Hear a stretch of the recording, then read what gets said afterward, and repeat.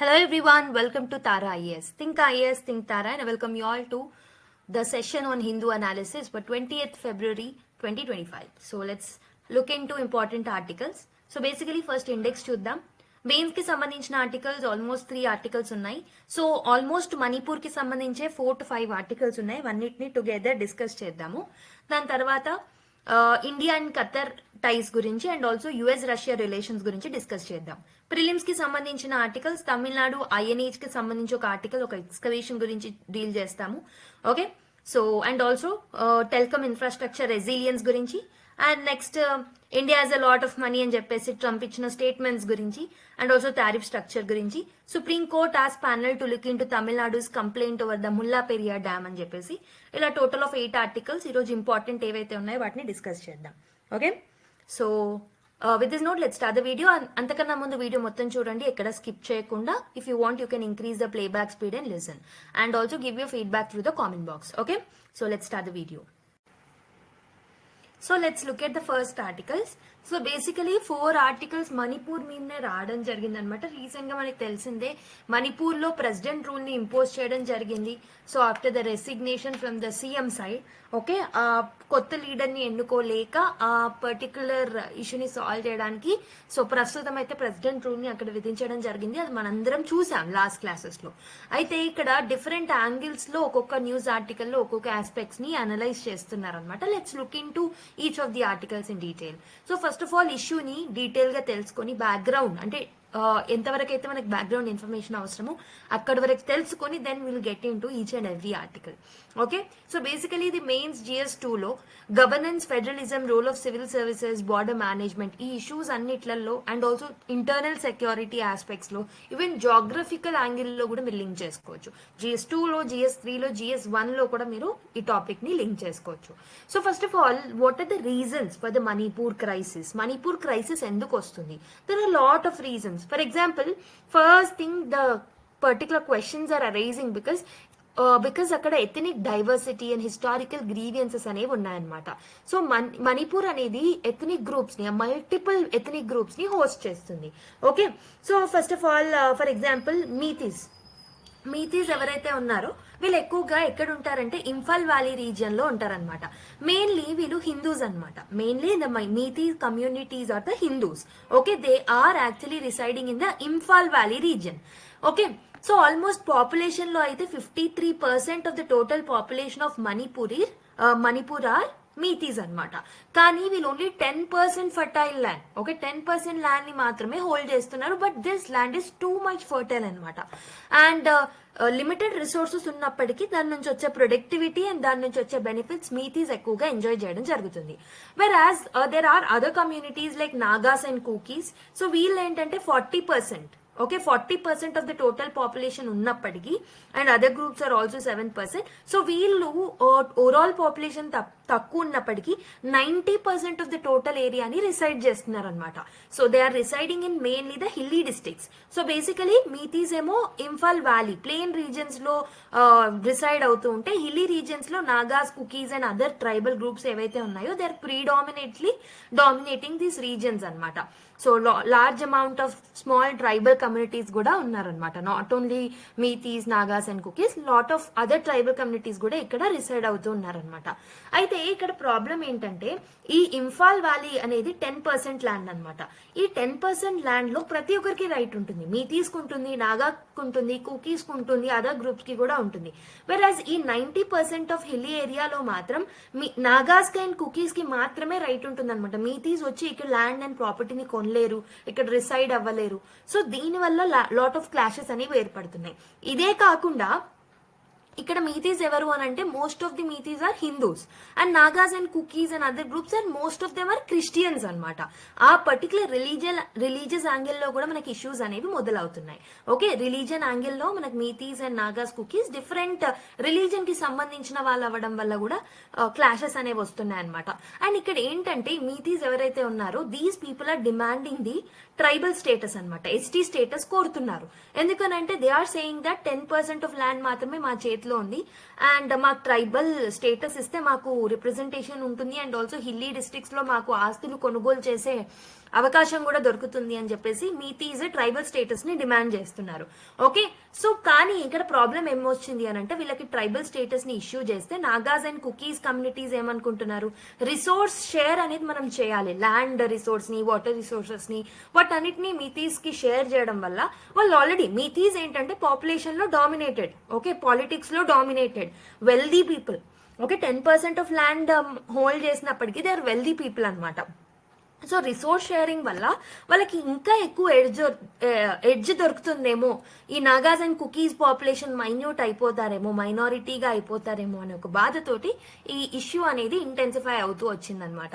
And also lot of the migration is taking place. మనకి border areas like Myanmar region ఏదైతే ఉంటుందో, Myanmar reason లో మనకి lot of internal crisis అనేది ఉండడం వల్ల లాట్ ఆఫ్ మైగ్రేషన్ అనేది మన ఇండియా లోపలికి రావడం జరుగుతుంది. Mainly border areas like Nagaland, Arunachal Pradesh, Manipur, okay, and Mizoram, ఈ ఏరియాస్ కి ఎక్కువగా మనకి మైగ్రేషన్ అనేది జరుగుతుంది. ఇన్ ద సేమ్ వే ఈ మణిపూర్ రీజన్ కి కూడా మనకి మైగ్రేషన్ అనేది జరుగుతుంది. And most of the migrants and Meitei కమ్యూనిటీకి సంబంధించిన వాళ్ళు. సో ఈ మీటీ కమ్యూనిటీస్ మైగ్రేట్ అయ్యి లోపలికి రావడం వల్ల కూడా సో వాళ్ళ పాపులేషన్ ఇంకొంచెం ఇంటెన్సిఫై అవుతుంది. సో డెఫినెట్లీ పాపులేషన్ ఇంక్రీజ్ అయినా కొద్దీ వాళ్ళ రిప్రజెంటేషన్ పెరుగుతుంది, వాళ్ళకి ఎక్కువగా స్ట్రాంగ్ హోల్డ్ అనేది ఉంటుంది అనమాట. Okay, and next one is language issues కూడా ఉన్నాయి. సో ఇక్కడ మణిపురీ లాంగ్వేజ్ వీళ్ళు ఏదైతే మాట్లాడుతున్నారో which is also a part of 8th schedule, okay, schedule language Manipuri అనేది. So this is the language of Meiteis and not of Nagas and Kukis. ఇలా లాట్ ఆఫ్ ఇష్యూస్ ఉన్నాయి. ఇంకొక ఇష్యూ మనం బ్రాడ్ గా చూసుకుంటే పొలిటికల్ యాంగిల్ లో కూడా మనం థింక్ చేయొచ్చు. ఓకే, పొలిటికల్ యాంగిల్ లో పాపులిస్ట్ మెజర్స్ ఏవైతే ఉన్నాయో, ఎవరైతే గవర్నమెంట్స్ రూల్ చేస్తున్నారో పాపులిస్ట్ మెజర్స్ వల్ల and because of they divide and rule tendencies, okay, so and also ఒకటే కమ్యూనిటీకి సపోర్ట్ చేయడం. సో రీసెంట్ గా బైరన్ సింగ్ గవర్నమెంట్ ఏంటంటే మెయిన్లీ మీతీస్ కి సపోర్ట్ చేయడం జరిగింది. ఓకే, సో అలా పొలిటికల్ యాంగిల్లో పార్టీస్ అండ్ పాలిటిక్స్ ఉండడం వల్ల కూడా ఈ ఇష్యూస్ అనేవి ఇంటెన్సిఫై అవుతూ వచ్చాయి అనమాట. ఇలా లాట్ ఆఫ్ రీజన్స్ అనేవి మనకి మణిపూర్ ఇష్యూకి సంబంధించి ఉన్నాయి. So let's see what are the ethnic tensions that are persisted for decades. Okay, ఏమేమి ఎథనిక్ టెన్షన్స్ ఉన్నాయి ఈ పర్టికులర్ రీజన్ లో? ఒకటి వచ్చేసి land rights and ST status అనమాట. మీటీ కమ్యూనిటీ ఎవరైతే ఉన్నారో వాళ్ళు షెడ్యూల్ ట్రైబ్ స్టేటస్ ని కోరుతున్నారు, డిమాండ్ చేస్తున్నారు. ఓకే, ఏంటంటే హిల్లీ ఏరియాస్ లో ఉన్న ల్యాండ్ ఓనర్షిప్ కోరడానికి, తీసుకోవడానికి, దక్కించుకోవడానికి వాళ్ళు ఎస్టీ స్టేటస్ ని కోరుతున్నారు అనమాట. కానీ ఈ పర్టికులర్ ఇష్యూని, ఈ పర్టికులర్ ఎస్టీ స్టేటస్ వీళ్ళ కలిగించాలనే ఒక పాయింట్ ని కుకీస్ అండ్ నాగాస్ మాత్రం అపోజ్ చేస్తున్నారనమాట. ఎందుకనంటే రిసోర్స్ షేరింగ్ చేయాల్సి వస్తుంది, డెమోగ్రఫికల్ షిఫ్ట్ అనేది ఉంటుంది, పొలిటికల్ మార్జినలైజేషన్ అయ్యే ఛాన్సెస్ ఉంటాయనే ఇంటెన్షన్ తో వాళ్ళు అపోజ్ చేయడం జరుగుతుంది అనమాట. అండ్ ఆల్సో ఇంకో ఇష్యూ ఏం చెప్పాను, ఇల్లీగల్ ఇమిగ్రేషన్ జరుగుతుంది, ఇన్సర్జెన్సీస్ కి సపోర్ట్ అవుతుంది ఈ ఇల్లీగల్ ఇమిగ్రేషన్ అనేది. సో మెయిన్లీ పోరస్ బార్డర్ ఉండడం వల్ల, సో మనకి మణిపూర్ కి మయన్మార్ కి పోరస్ బార్డర్ ఉండడం వల్ల ఏమైంది అని అంటే lot of unchecked migration is taking place. చాలా మంది మైగ్రేట్ అవుతున్నారు అక్కడి నుంచి ఇక్కడికి, అక్కడ జరిగే ఇన్సర్జెన్సీస్, ఇంటర్నల్ కాన్ఫ్లిక్ట్స్ వల్ల. 2021 లో మణిపూర్ కూప్ ఎవరైతే ఉంటారో వాళ్ళు they took over the democratic government కాబట్టి, డెమోక్రటిక్ గవర్నమెంట్ అనేది కొలాప్స్ అయిపోయింది కాబట్టి Manipur is facing the Koop కాబట్టి అక్కడ నుంచి రెఫ్యూజీ ఇన్ఫ్లో కూడా మనం చూసాము in to the north eastern states, mainly Nagaland, Manipur and all. Okay, so దీని వల్ల కూడా జాబ్స్ లో, రిసోర్సెస్ లో కాంపిటీషన్ ఎక్కువ అయిపోయింది, లోకల్ పీపుల్ కి రిసోర్సెస్ అనేవి లేకుండా అయిపోయింది. దాని వల్ల కూడా ఇష్యూ అనేది ఇంటెన్సిఫై అవుతూ వచ్చింది అనమాట. Next militancy and drug cartels. Okay, various insurgent groups like United national liberation front కానివ్వండి, ఓకే, అండ్ మిగతా కమ్యూనిస్ట్ పార్టీస్ కానివ్వండి, వాళ్ళందరూ మణిపూర్ లో ఆపరేట్ చేస్తూ ఉన్నారు. అండ్ ఆల్సో ఈ పర్టికులర్ మిలిటరీ గ్రూప్ సపోర్ట్ తో పాటు ఇంకొక ఇంటెన్సిఫైడ్ ఇష్యూ ఏంటి అని అంటే గోల్డెన్ ట్రయాంగిల్ కి శాండ్విచ్డ్ అయ్యి ఉందన్నమాట మణిపూర్ రీజన్ అనేది. గోల్డెన్ ట్రయాంగిల్ అని అంటే there are regions of Pakistan, Afghanistan and the Indonesia. ఆ రీజన్స్ ఏవైతే ఉన్నాయో ఈ రీజన్స్ అన్ని, so these are place where drugs are manufactured on large scale. So దీని వల్ల సో ఈ డ్రగ్ ట్రాఫికింగ్ అనేది ఇన్ఫ్లెక్స్ అవుతుంది. ఇక్కడ ఉన్న యూత్ ఎవరికైతే జాబ్ ఆపర్చునిటీస్ రావట్లేదో, who are indulged in this activities and who are facing the shortage of resources, వాళ్ళు ఈజీగా ఈ డ్రగ్ ట్రాఫికింగ్ కి, హ్యూమన్ ట్రాఫికింగ్ కి, వీటన్నిటికీ అట్రాక్ట్ అయిపోతున్నారు. నార్కోటిక్ ట్రేడ్ అనేది చేస్తున్నారు అనమాట. సో వీళ్ళే మళ్ళీ ఈ ఇన్సర్జెన్సీకి సపోర్ట్ చేస్తున్నారు. సో ఇవన్నీ they are like chained reactions అనమాట. ఒకదానికి ఇంకో దానికి లింక్ అనేది ఉంది. నెక్స్ట్ సో ప్రీవియస్ గా తీసుకొచ్చిన పీస్ అకార్డ్స్ కూడా ఫెయిల్యూర్ అవ్వడం is another reason. So previous గా కుకీస్ తో నాగాస్ తో లాట్ ఆఫ్ పీస్ అగ్రిమెంట్స్ ని గవర్నమెంట్ సైన్ చేసుకోవడం జరిగిందనమాట. కానీ ఇవన్నీ they are failing to integrate actively and effectively into the governance. So peace accords fail అవ్వడం వల్ల కూడా మనకి ఇష్యూస్ అనేవి ఇంటెన్సిఫై అవుతూ వచ్చాయన్నమాట. ఓకే, సో అయితే రీసెంట్ గా 2023లో క్లాషెస్ అనేవి సడన్ గా ఎమర్జ్ అవ్వడానికి what are the immediate causes?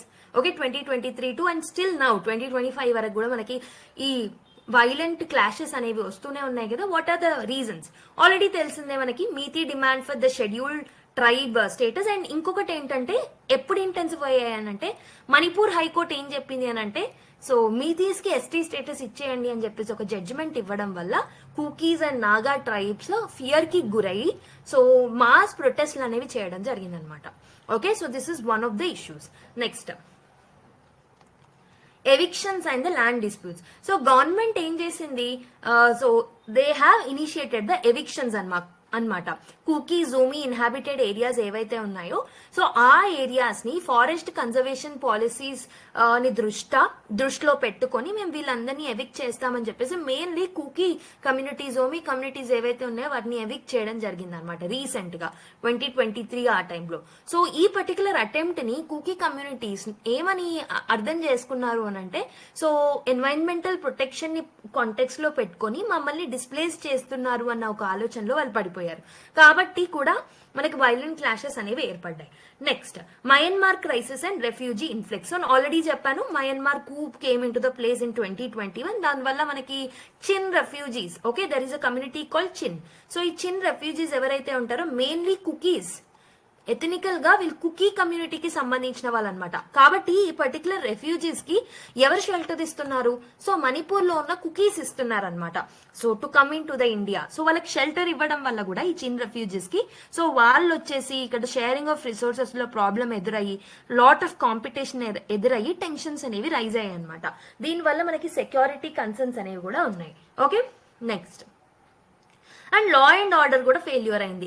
So because of the unchecked violence, okay, violence జరుగుతున్నా గవర్నమెంట్ ఏం చేయలేకపోవడం అండ్ కమ్యూనల్ క్లాషెస్ అనేవి బ్రోక్అవుట్ అయ్యాయి. ఇవన్నిటి వల్ల కూడా మనకి ఇష్యూస్ అనేవి ఇంటెన్సిఫై అయ్యాయి పోస్ట్ 2023.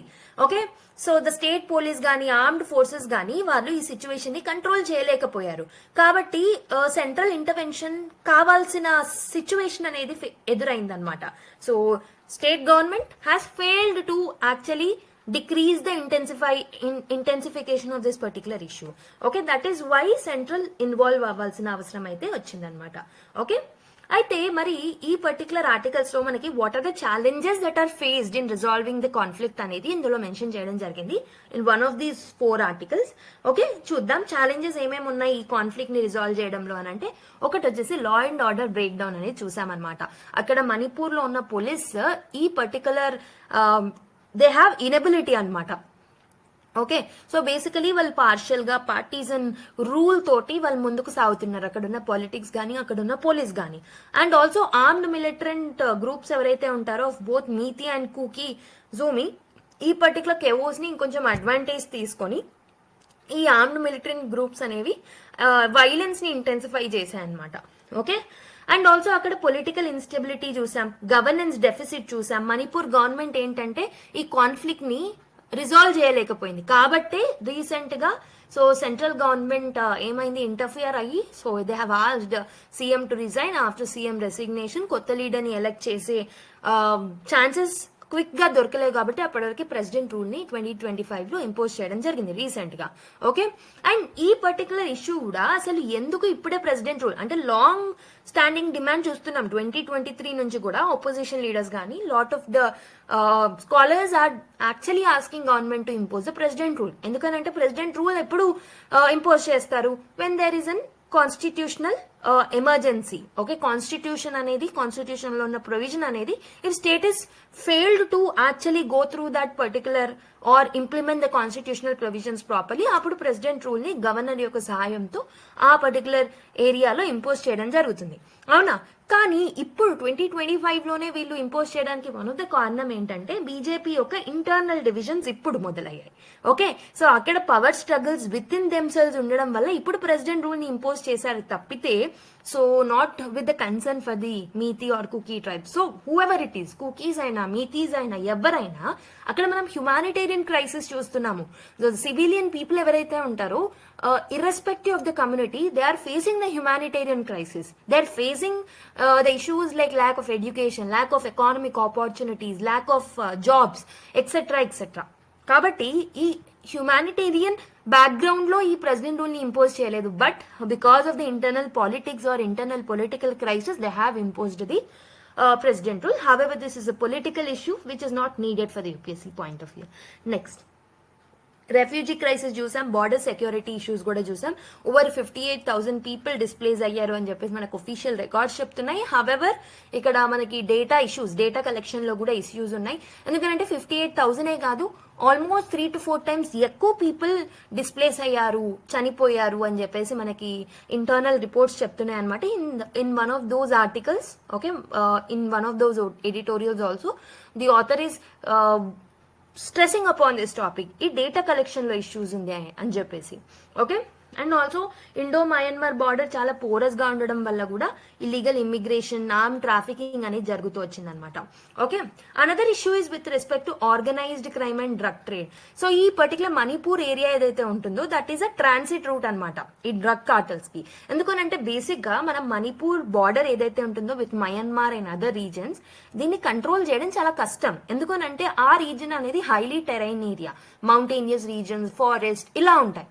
సో ఆ రీజన్ ని మనం ప్రాపర్ సెక్యూరిటీ మెజర్స్ తో గవర్న్ చేయడం అనేది it's not a great thing. అంటే ఏమంటారు, అంత ప్రాపర్ గా మనం చేయలేము, అంత పెద్ద మెకానిజం సెక్యూరిటీ మెజర్స్ మనం తీసుకురాలేదు. సో దానివల్ల ఏమైంది, ఈజీగా ఈ ఆర్గనైజ్డ్ క్రైమ్ చేసే వాళ్ళకి, డ్రగ్ ట్రేడ్ చేసే వాళ్ళకి, సో వాళ్ళు ఈజీగా హీరోయిన్ అండ్ మిగతా డ్రగ్స్ ని ఈజీగా సప్లై చేయగలుగుతున్నారు. And also golden triangle connection కూడా ఉందని చెప్పాను, like Myanmar, Thailand, Laos. So ఈ పర్టికులర్ ఏరియాస్ లో ఇవన్నీ like Myanmar or the Manipur is directly connected with Myanmar, Thailand and Laos కాబట్టి దీని వల్ల కూడా illicit trade of the drugs అనేవి జరుగుతూ ఉన్నాయి అన్నమాట ఈ రీజియన్ లో. ఓకే, లోకల్ యూత్ ని అట్రాక్ట్ చేస్తున్నారు ఈ డ్రగ్ ట్రాఫికింగ్ కేసెస్ లో.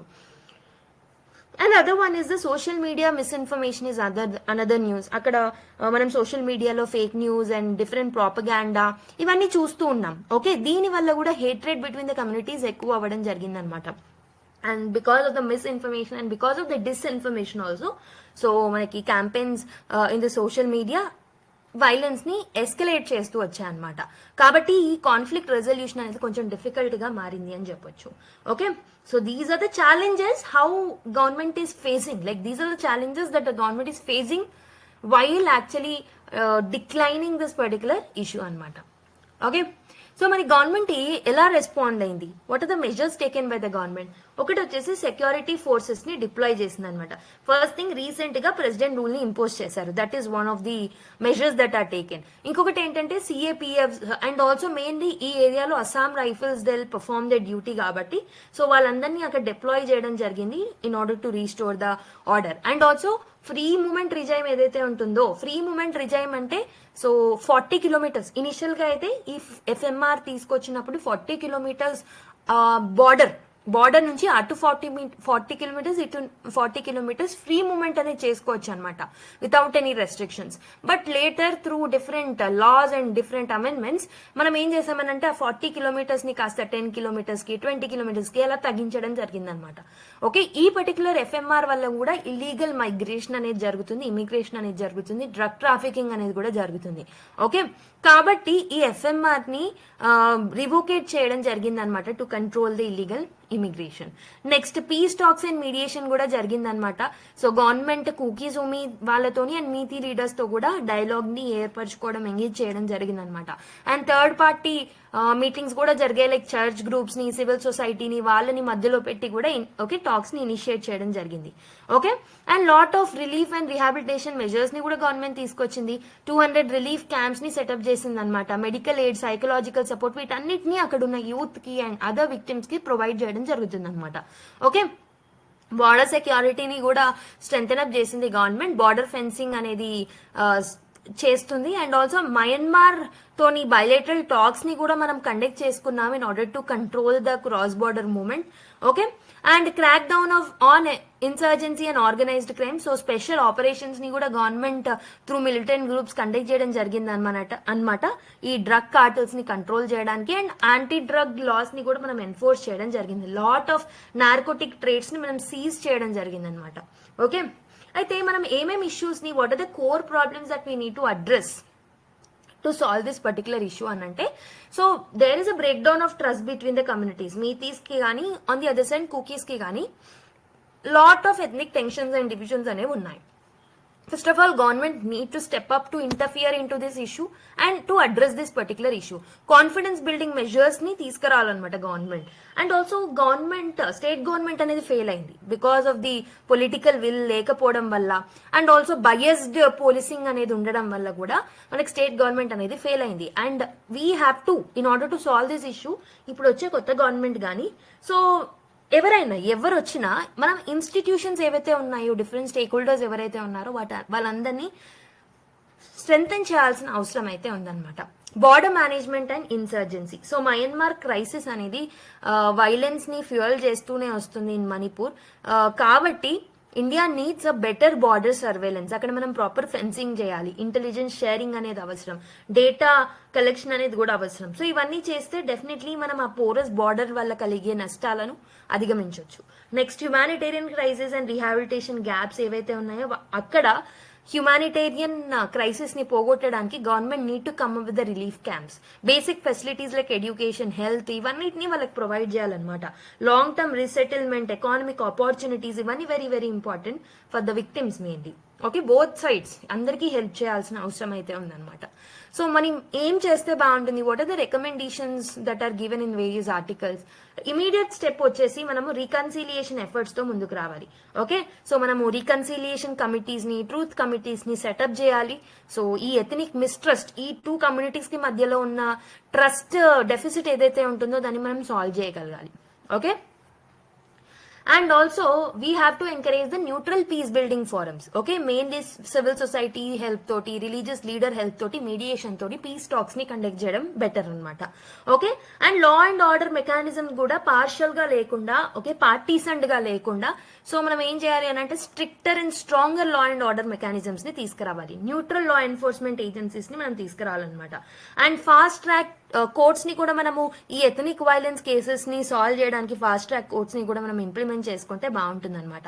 And other thing is, social మీడియాలో వచ్చే మిస్ఇన్ఫర్మేషన్ అండ్ డిస్ఇన్ఫర్మేషన్ ని కంట్రోల్ చేయడానికి సోషల్ మీడియా మానిటరింగ్ సెల్స్ ని కూడా ఎస్టాబ్లిష్ చేయాలి. సైబర్ లాస్ ని, హేట్ స్పీచ్ ని ఎవరైనా ఇనిషియేట్ చేస్తే వాళ్ళకి డెఫినెట్లీ లాట్ ఆఫ్ పెనాలిటీస్ వాళ్ళ మీద ఇంపోజ్ చేస్తే it would be great thing అనమాట. Okay, and humanitarian relief and rehabilitation provide చేయడం is another important thing.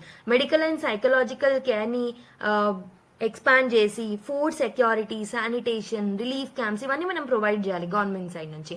But ఇవన్నీ మనకి ఏంటి, ఇవన్నీ these are only the short term measures. Okay, but long term structural changes తీసుకురావాలనంటే definitely we need long term structural reforms. First thing ఏంటంటే Indo Myanmar relations and also border సెక్యూరిటీని మనము strengthen up చేయడం. So మనం బార్డర్లో fencing ఖచ్చితంగా ప్రాపర్గా implement చేయాలి, బయోమెట్రిక్ మానిటరింగ్ చేయాలి, రెఫ్యూజీ ఫ్లోని కంట్రోల్ చేయాలి, డిప్లొమాటిక్ టైస్ ని ఎన్హాన్స్ చేసుకోవాలి ఇండియాకి మయన్మార్కి, and we have to control the refugee flow. And inclusive development initiatives ని మనం ఎస్టాబ్లిష్ చేయాలి, like special economic zones, conflict areas లో SEZs ని మనం ప్రొవైడ్ చేయడం వల్ల అక్కడ ఏమవుతుంది అని అంటే ఎకానమిక్ ఆపర్చునిటీస్ అనేవి క్రియేట్ అవుతాయి. So youth will be employed, and దాని వల్ల వాళ్ళకి ఈ పర్టికులర్ యాక్టివిటీస్ లో ఇన్వాల్వ్ కాకుండా ఉంటారు. అండ్ స్కిల్ డెవలప్మెంట్ ప్రోగ్రామ్స్ ని ప్రొవైడ్ చేయాలి అక్కడ ఉన్న అన్ఎంప్లాయిడ్ యూత్ కి, so that they'll get opportunities to work. Okay, and institutional reforms like police reforms మనం తీసుకురావాలి. న్యూట్రల్ పోలీసింగ్ అనేది మనకు అవసరం అనమాట. And also political reforms is also very important. So delimitation of the constituencies ని మనం provide చేస్తూ అన్ని ఎథనిక్ గ్రూప్స్ కి ఫేర్ రిప్రజెంటేషన్ వస్తుందా లేదా అనేది చూసుకోవాలన్నమాట. And disarmament and insurgent rehabilitation is also very very necessary. So surrender and rehabilitation schemes ని మనం ప్రొవైడ్ చేయాలి for the insurgents. Intelligent networks ఏవైతే ఉన్నాయో వాటిని స్ట్రెంథెన్ అప్ చేయాలి to counter the future threats also. Okay, so Manipur crisis అనేది ఒక complex mix of ethnic conflict, ఇది ఓన్లీ ఎథనిక్ కాన్ఫ్లిక్ట్ మాత్రమే కాదు, it's a mix of ethnic conflict, political failure, border instability, economic underdevelopment, ఇవన్నిటినీ కలుపుకుంటే మనకి Manipur conflict అనేది emerge అయింది. కాబట్టి ప్రెసిడెంట్ రూల్ ఏదైతే ఉంటుందో this is only a temporary స్టెబిలిటీని ప్రొవైడ్ చేస్తుంది. టెంపరీ స్టెబిలిటీని మాత్రమే ప్రెసిడెంట్ రూల్ ప్రొవైడ్ చేస్తుంది. కాబట్టి long term peace requires a holistic strategy. Definitely మనం political dialogue, institutional reforms, economic development, border management, ties with the neighbouring countries, inclusive governance, ఇవన్నిటిని మనం తీసుకొస్తే so we can maintain peace in the Manipur అనమాట long term లో. Okay, so before solving this question there are other aspects that you need to look at. Okay, so inkonni other aspects kuda unnai that we need to look at from the articles that are there. Okay, so basically ఈ second article ఏదైతే ఉంటుందో మణిపూర్స్ worsening humanitarian crisis అని చెప్పేసి, ఇక్కడ author mainly ఏం చెప్తున్నారు అని అంటే, so based on the data, okay, based on the data 58,000 people displays అయ్యారు అని చెప్పేసి మనకు గవర్నమెంట్ నుంచి రిపోర్ట్ వచ్చింది because of the Manipur crisis and all. కానీ ఈ పర్టికులర్ డేటా అనేది అక్యురేట్ డేటా కాదు అని చెప్పేసి ఇక్కడ ఆథర్ పాయింట్అవుట్ చేయడం జరుగుతుంది అనమాట. సో ఇక్కడ మైగ్రేటెడ్ పీపుల్ యొక్క డేటా కానివ్వండి, ఎంతమంది చనిపోయారు అనే డేటా కానివ్వండి, ఇవన్నీ అక్యురేట్ డేటా కాదు. ఈ డేటా ఓన్లీ గవర్నమెంట్ సెటప్ చేసిన రెఫ్యూజీ క్యాంప్స్ ఎవరైతే అక్కడ ట్రీట్మెంట్ పొందుతున్నారో, అక్కడ సర్వీసెస్ ని పొందుతున్నారో వాళ్ళని బేస్ చేసుకొని మాత్రమే గవర్నమెంట్ ఈ డేటాని ఇచ్చింది. So real data can be 3 to 4 times the data that is presented by the government అని చెప్పేసి ఇక్కడ ఆథర్ అనడం జరుగుతుంది. అండ్ ఆల్సో ఇక్కడ మెయిన్లీ హ్యుమానిటేరియన్ క్రైసిస్ ఏమేమి ఫేస్ చేస్తున్నారు, what is the humanitarian crisis that is there in Manipur, దీని మీద ఇక్కడ ఆథర్ హైలైట్ చేయడం జరుగుతుంది అనమాట. సో ఇక్కడ పీపుల్ దగ్గర the basic facilities like water, food, medicines ఇవి కూడా ప్రాపర్ గా అందట్లేవు అనమాట. And lot of the services are not sanitary. Okay, unsanitary crisis అనేది మనం అక్కడ చూడడం జరుగుతుంది అనమాట. సో మనకి డెఫినెట్లీ హ్యుమానిటేరియన్ ఇంపాక్ట్ అనేది లాంగ్ టర్మ్ లో చాలా వర్స్ ఇంపాక్ట్ అనేది కలగజేసే ఛాన్సెస్ అనేవి ఉంటాయన్నమాట. సో అయితే ఇక్కడ మనకి మెయిన్ గా ఈ బేసిక్ సర్వీసెస్ ఎందుకు డిలే అవుతున్నాయి, because of the security. So lot of places లో అక్కడ ఆఫ్స్పా అనేది ఇంపోజ్ చేయడం వల్ల సో బేసిక్ సర్వీసెస్, చాలా మంది బేసిక్ సర్వీసెస్ అనేవి అందుకోకపోవడం వల్ల, హెల్త్ సర్వీసెస్ ని టైమ్లీగా అందుకోకపోవడం వల్ల, because of the security measures, ఆఫ్స్పా impose చేయడం ఇలాంటి వల్ల సో వాళ్ళు ఏంటంటే చికిత్స తీసుకోకుండా చనిపోవడం కూడా జరిగిందనమాట. లాట్ ఆఫ్ కేసెస్ ఉన్నాయి మణిపూర్ లో, మనకి హెల్త్ క్రైసిస్ అనేది ఉంది. సో దీని వల్ల కూడా లాంగ్ లాస్టింగ్ ఎఫెక్ట్ ఉంటుంది. ఇదే కాదు, education crisis, job related issues, livelihood problems, economic problems, okay, so ఇవన్నీ ఉన్నాయి. ఫర్ ఎగ్జాంపుల్ ఇప్పుడు ఎడ్యుకేషన్ ప్రాపర్ గా లేకపోతే people will B become drug addicts. Again ఆ సైకిల్ అనేది క్రియేట్ అవుతుంది. ఎడ్యుకేషన్ లేదు, జాబ్స్ రావు, అప్పుడు youth will get addicted to the drugs. ఎందుకనంటే గోల్డెన్ ట్రయాంగిల్ కి దగ్గరలో ఉంది కాబట్టి. అండ్ ఇన్సర్జెన్సీస్ అగైన్ పెరుగుతాయి. Extremist ideologies and extremist ideas అనేవి డెవలప్ అయ్యే ఛాన్సెస్ ఉంటాయి. అగైన్ ఇన్సర్జెన్సీస్ కి తావ అనేది మళ్ళీ దొరుకుతుంది అనమాట. అంటే ఇది ఒక సైకిల్ ఆఫ్ రియాక్షన్స్ అనేవి ఫార్మ్ అవుతూ ఉంటాయి. Okay, and also in order to provide justice to the victims ఎవరైతే ఉన్నారో వాళ్ళకి జస్టిస్ అనేది మనం ప్రొవైడ్ చేయాలి అని అంటే అక్కడ కమ్యూనిటీస్ ని మనం చూసుకోవద్దు. మీతియా, కుకీసా, నాగాసా ఇది మనకు అవసరం లేదు. What we have to look at is ఎవరైతే విక్టిమ్స్ ఉన్నారో వాళ్ళకి మనం ప్రాపర్ సర్వీసెస్ ని అందించాలి. Government need to give them the proper services. And also ఎవరైతే radical forces from both the communities, irrespective of the community, ఎవరైతే రాడికల్ ఫోర్సెస్ ఇన్వాల్వ్ అయి ఉన్నారో ఈ వైలెన్స్ క్రియేషన్ లో, ఎవరి వల్ల అయితే ఈ 58,000 people, the so called data అది రైట్ రాంగ్ పక్కన పెడితే, ఈ 58,000 పీపుల్ ఎవరైతే డిస్ప్లేస్ అయ్యారో, చనిపోయారో వాళ్ళందరికీ కలిగిన ప్రభావం, ఇంపాక్ట్ ఏదైతే ఉంటుందో దానికి కాను ఈ రాడికల్ ఫోర్సెస్ ని పనిష్ చేయాలి. Irrespective of the community, A community నుంచి ఏ రాడికల్ గ్రూప్ నైనా వాళ్ళని పనిష్ చేయాల్సిన అవసరం అయితే ఉందన్నమాట. ఓకే, స్ట్రిక్ట్ మెజర్స్ ని తీసుకురాకపోతే డెఫినెట్లీ లాంగ్ టర్మ్ లో చాలా ఇంపాక్ట్ అయ్యే ఛాన్సెస్ కూడా ఉంటాయి. ఓకే, అయితే ఈ ఆర్టికల్లో the next article is Myanmar, Manipur and strain borders అని చెప్పేసి ఇంటర్నల్ సెక్యూరిటీ పాయింట్ ఆఫ్ వ్యూలో ఈ ఆర్టికల్ ని డిస్కస్ చేయడం జరిగిందనమాట. So let's look at this particular article again in detail. Okay, so basically మనకి ఈ పర్టికులర్ నార్త్ ఈస్టర్న్ ఇండియా ఏదైతే ఉంటుందో మయన్మార్ తో ఎంత బార్డర్ ఉంటుంది అని అంటే 1643 కిలోమీటర్స్ బార్డర్ ని మయన్మార్ ఇండియాతో షేర్ చేసుకుంటుంది. సో అరుణాచల్ ప్రదేశ్, నాగాలాండ్, మిజోరం, మణిపూర్, ఇవన్నీ they are the border areas to the Manipur అనమాట, ఐ మీన్ మయన్మార్ అనమాట. ఓకే, కాకపోతే బార్డర్ ఏరియా అనేది ఇట్స్ హైలీ పోరస్ ఏరియా. ఇక్కడ టెరైన్ అనేది చాలా కాంప్లెక్స్ గా ఉంటుంది. ఇక్కడ రివర్స్ ఉంటాయి, ఇంటర్ బార్డర్ రివర్స్ అనేవి ఉంటాయి, హిల్లీ ఏరియా ఉంటుంది, కాంప్లెక్సిటీ అనేది ఎక్కువగా ఉంటుంది అనమాట. సో ఈ కాంప్లెక్సిటీ వల్ల ఈ పర్టికులర్ బార్డర్ అనేది పోరస్ గా మారిపోయింది. ఓకే, కాబట్టి ఇక్కడ ఈజీగా మనం దాన్ని ఫెన్స్ చేయలేము, పాట్రోలింగ్ కూడా చేయలేము. బేసికలీ ఈ బార్డర్ ఏరియాస్ లో ఉండే వాళ్ళు ఎక్కువగా అస్సాం రైఫిల్స్ ఇక్కడ పనిచేస్తూ ఉంటారు, ఇక్కడ వర్క్ చేస్తూ ఉంటారు. They'll provide security over this particular reason.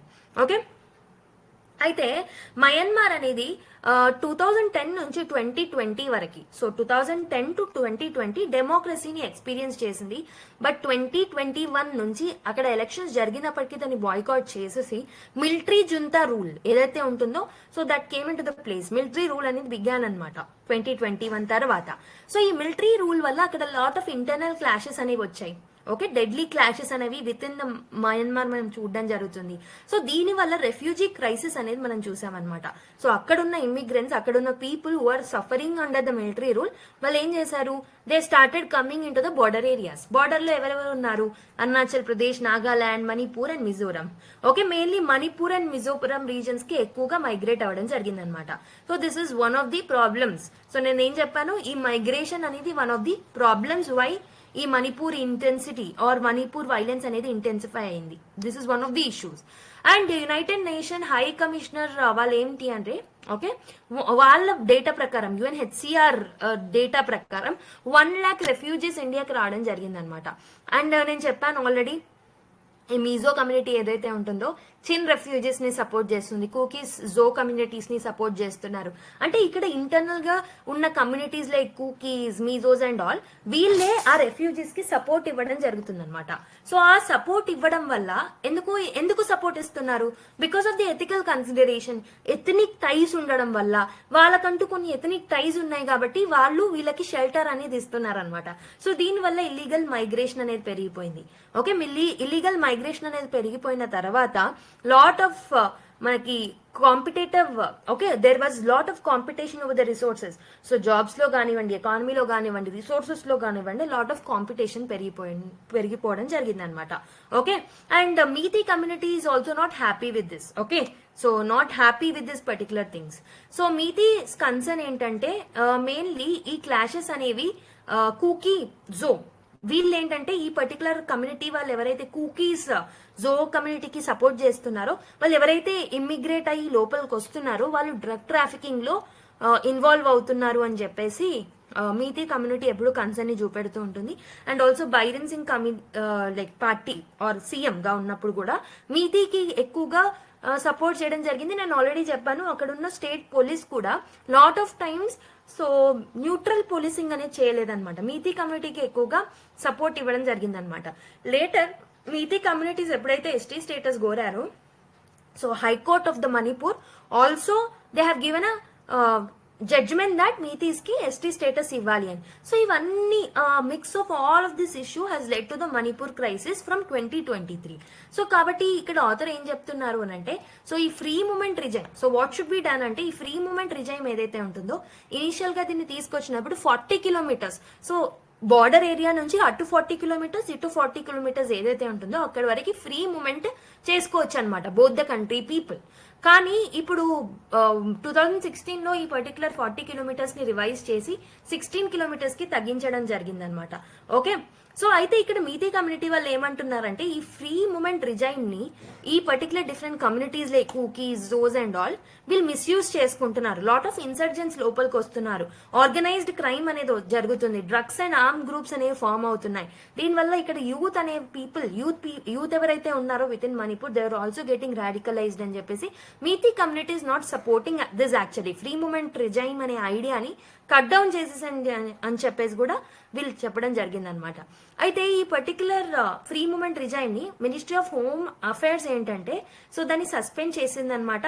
And they have given a statement that అక్కడ ఉన్న బార్డర్ ని మేము ఫెన్స్ చేస్తామని చెప్పేసి కూడా వాళ్ళు అన్నారు. కానీ ఈ పర్టికులర్ థింగ్ ఏదైతే ministry of home affairs announce చేసిందో దాన్ని ప్రాపర్ గా ఇంప్లిమెంట్ చేయలేకపోయారనమాట.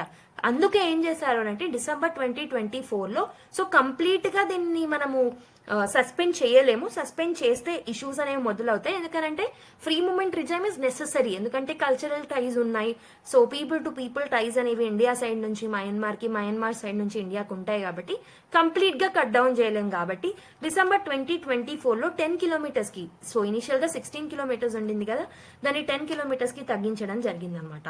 ఓకే, కాబట్టి గవర్నమెంట్ ఏంటంటే ఇక్కడ మీ ఇష్యూస్ ని సాల్వ్ చేయడానికి ఈ ఫ్రీ మూమెంట్ రిజైమ్ ని ప్రాపర్ గా ఇంప్లిమెంట్ చేయాలి. That is one thing.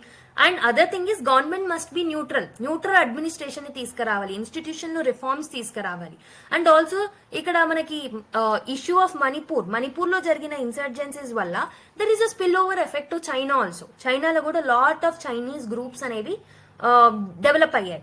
So కాబట్టి వీటన్నిటిని సాల్వ్ చేయడానికి మనము we can take help from ASEAN countries, China and all. So వాళ్ళందరితో మనం కలిసి సో ఒక పర్మనెంట్ సొల్యూషన్ గురించి మనం మాట్లాడాలి. అండ్ ఇంకొక ఇష్యూ ఏంటంటే సో ఇప్పుడు మనము స్ట్రాటజిక్ ప్రాజెక్ట్స్ లైక్ ఏవైతే for example IMT trilateral highway ఏదైతే ఉంటుందో మియన్మార్, థైలాండ్ అండ్ ఇండియాకి సంబంధించి, సో ఇలాంటి ప్రాజెక్ట్స్ ని కూడా మనం ఆపేయాల్సి వస్తుంది. This project has been stalled because of the insurgencies that are going on in this areas. Okay, so వీటన్నిటిని మనం ప్రాపర్ గా ఇంప్లిమెంట్ చేయాలన్నా, ఈ స్ట్రాటజిక్ ప్రాజెక్ట్స్ లో ఎలాంటి అడ్డంకులు రావద్దన్నా, ఇన్ఫ్రాస్ట్రక్చర్ డెవలప్మెంట్ అనేది జరగాలన్నా డెఫినెట్లీ మనం ఈ సెక్యూరిటీ ఇష్యూస్ ని మనం సాల్వ్ చేసుకోవాల్సిన అవసరం అయితే ఉందన్నమాట. Okay, I hope you have understood. So now let's discuss the final 2 articles. So ఒకటేమో ప్రెసిడెంట్ రూల్ కి సంబంధించిన ఒక ఆర్టికల్ రావడం జరిగింది. అండ్ ఇంకొకటి ఏంటంటే పాలిటిక్స్ కి సంబంధించి, ఈ ఏరియాలో ఉన్న పాలిటిక్స్ కి సంబంధించి కొన్ని ఆస్పెక్ట్స్ ని ఇక్కడ ఇంట్రెస్టింగ్ గా మెన్షన్ చేయడం జరిగింది అనమాట. Let's see them. So basically ఇక్కడ ఏంటంటే మనం already we have discussed everything, but there are some specific aspects ఏవైతే ఆర్టికల్స్ లో ఉన్నాయో వాటిని మనం చూద్దాం. So Biren Singh was resign. Okay, మనం చూసాం ఆల్రెడీ బైరన్ సింగ్ రిజైన్ చేయడం జరిగింది రీసెంట్ గా. సో రిజైన్ చేసిన తర్వాత ప్రెసిడెంట్ రూల్ ని ఇంపోజ్ చేశారు. కానీ ప్రెసిడెంట్ రూల్ ఏదైతే ఆర్టికల్ 356 కింద ఇంపోజ్ చేయాలో, so it's a long standing demand. 2023 నుంచే చాలా మంది లీడర్స్ దీన్ని డిమాండ్ చేస్తూ ఉన్నారనమాట. కానీ నేను ఏం చెప్పాను, ఆల్మోస్ట్ 2 years వరకు కూడా ఈ బైరన్ సింగ్ రూల్ అనేది కంటిన్యూ అవుతూ వచ్చింది. సో ఇతని రూల్ ఏదైతే ఉంటుందో ఇది చాలా హార్మ్ ని ఎక్స్ట్రాగా క్రియేట్ చేసింది, ఇంటెన్సిఫై చేసింది ప్రాబ్లమ్ ని, తప్పితే దాన్ని ఎక్కడికి సాల్వ్ చేయలేదన్నమాట. ఇప్పుడు కూడా ప్రెసిడెంట్ రూల్ ని ఎందుకు తీసుకొచ్చారు అని అంటే because of the political crisis with in the BJP party. Okay, కాబట్టి విత్ ఇన్ ద పార్టీలోనే సో బైరన్ సింగ్ ని డిసెండ్ చేయాలి అని చెప్పేసి కొంతమంది డిమాండ్ చేయడం వల్ల సో ఇతన్ని తీసేసి ప్రెసిడెంట్ రూల్ ని ఇంపోజ్ చేయడం జరిగింది టెంపరీగా. ఏంటంటే ఇప్పుడు కొత్త లీడర్ లేరు కాబట్టి న్యూ లీడర్ ని తీసుకొచ్చే వరకు ఇతన్ని రిజైన్ చేయించేశారు అండ్ ప్రెసిడెంట్ రూల్ ని ఇంపోజ్ చేశారు అనమాట. అయితే ఇక్కడ ఆథర్ కొన్ని ఇంట్రెస్టింగ్ పాయింట్స్ ని చెప్పడం జరుగుతుంది. So what can be done to solve this issue అని అంటే he is telling that first thing is article 371 clause C. So ఈ పర్టిక్యులర్ ఆర్టికల్ 371 clause C ఏదైతే ఉందో ఇది కొన్ని స్పెషల్ ప్రొవిజన్స్ ని ప్రొవైడ్ చేస్తుంది అనమాట. ఈ హిల్లీ రీజన్స్ కి, ఏవైతే మణిపూర్ లో ఉన్న హిల్లీ రీజన్స్ ఉన్నాయో, సో ఇక్కడ అడ్మినిస్ట్రేషన్ కి సంబంధించి గవర్నర్ కి, ప్రెసిడెంట్ కి మాత్రమే ఎక్కువగా పవర్స్ అనేవి ఉంటాయన్నమాట. అలా కొన్ని స్పెషల్ ప్రొవిజన్స్ ని మనం ఆ హిల్లీ ఏరియాస్ కి ప్రొవైడ్ చేయడం జరిగింది. సో వీటిని ప్రాపర్ గా ఇంప్లిమెంట్ చేయాలి సెంట్రల్ గవర్నమెంట్. ఈ గ్యాప్ ఏదైతే ఉంటుందో కొత్త లీడర్ ని అపాయింట్ చేసే లోపు ప్రెసిడెంట్ రూల్ జరిగే సమయంలోనే ఆర్టికల్ 371 clause ని ప్రాపర్ గా ఇంప్లిమెంట్ చేసేలాగా చూసుకోవాలన్నమాట.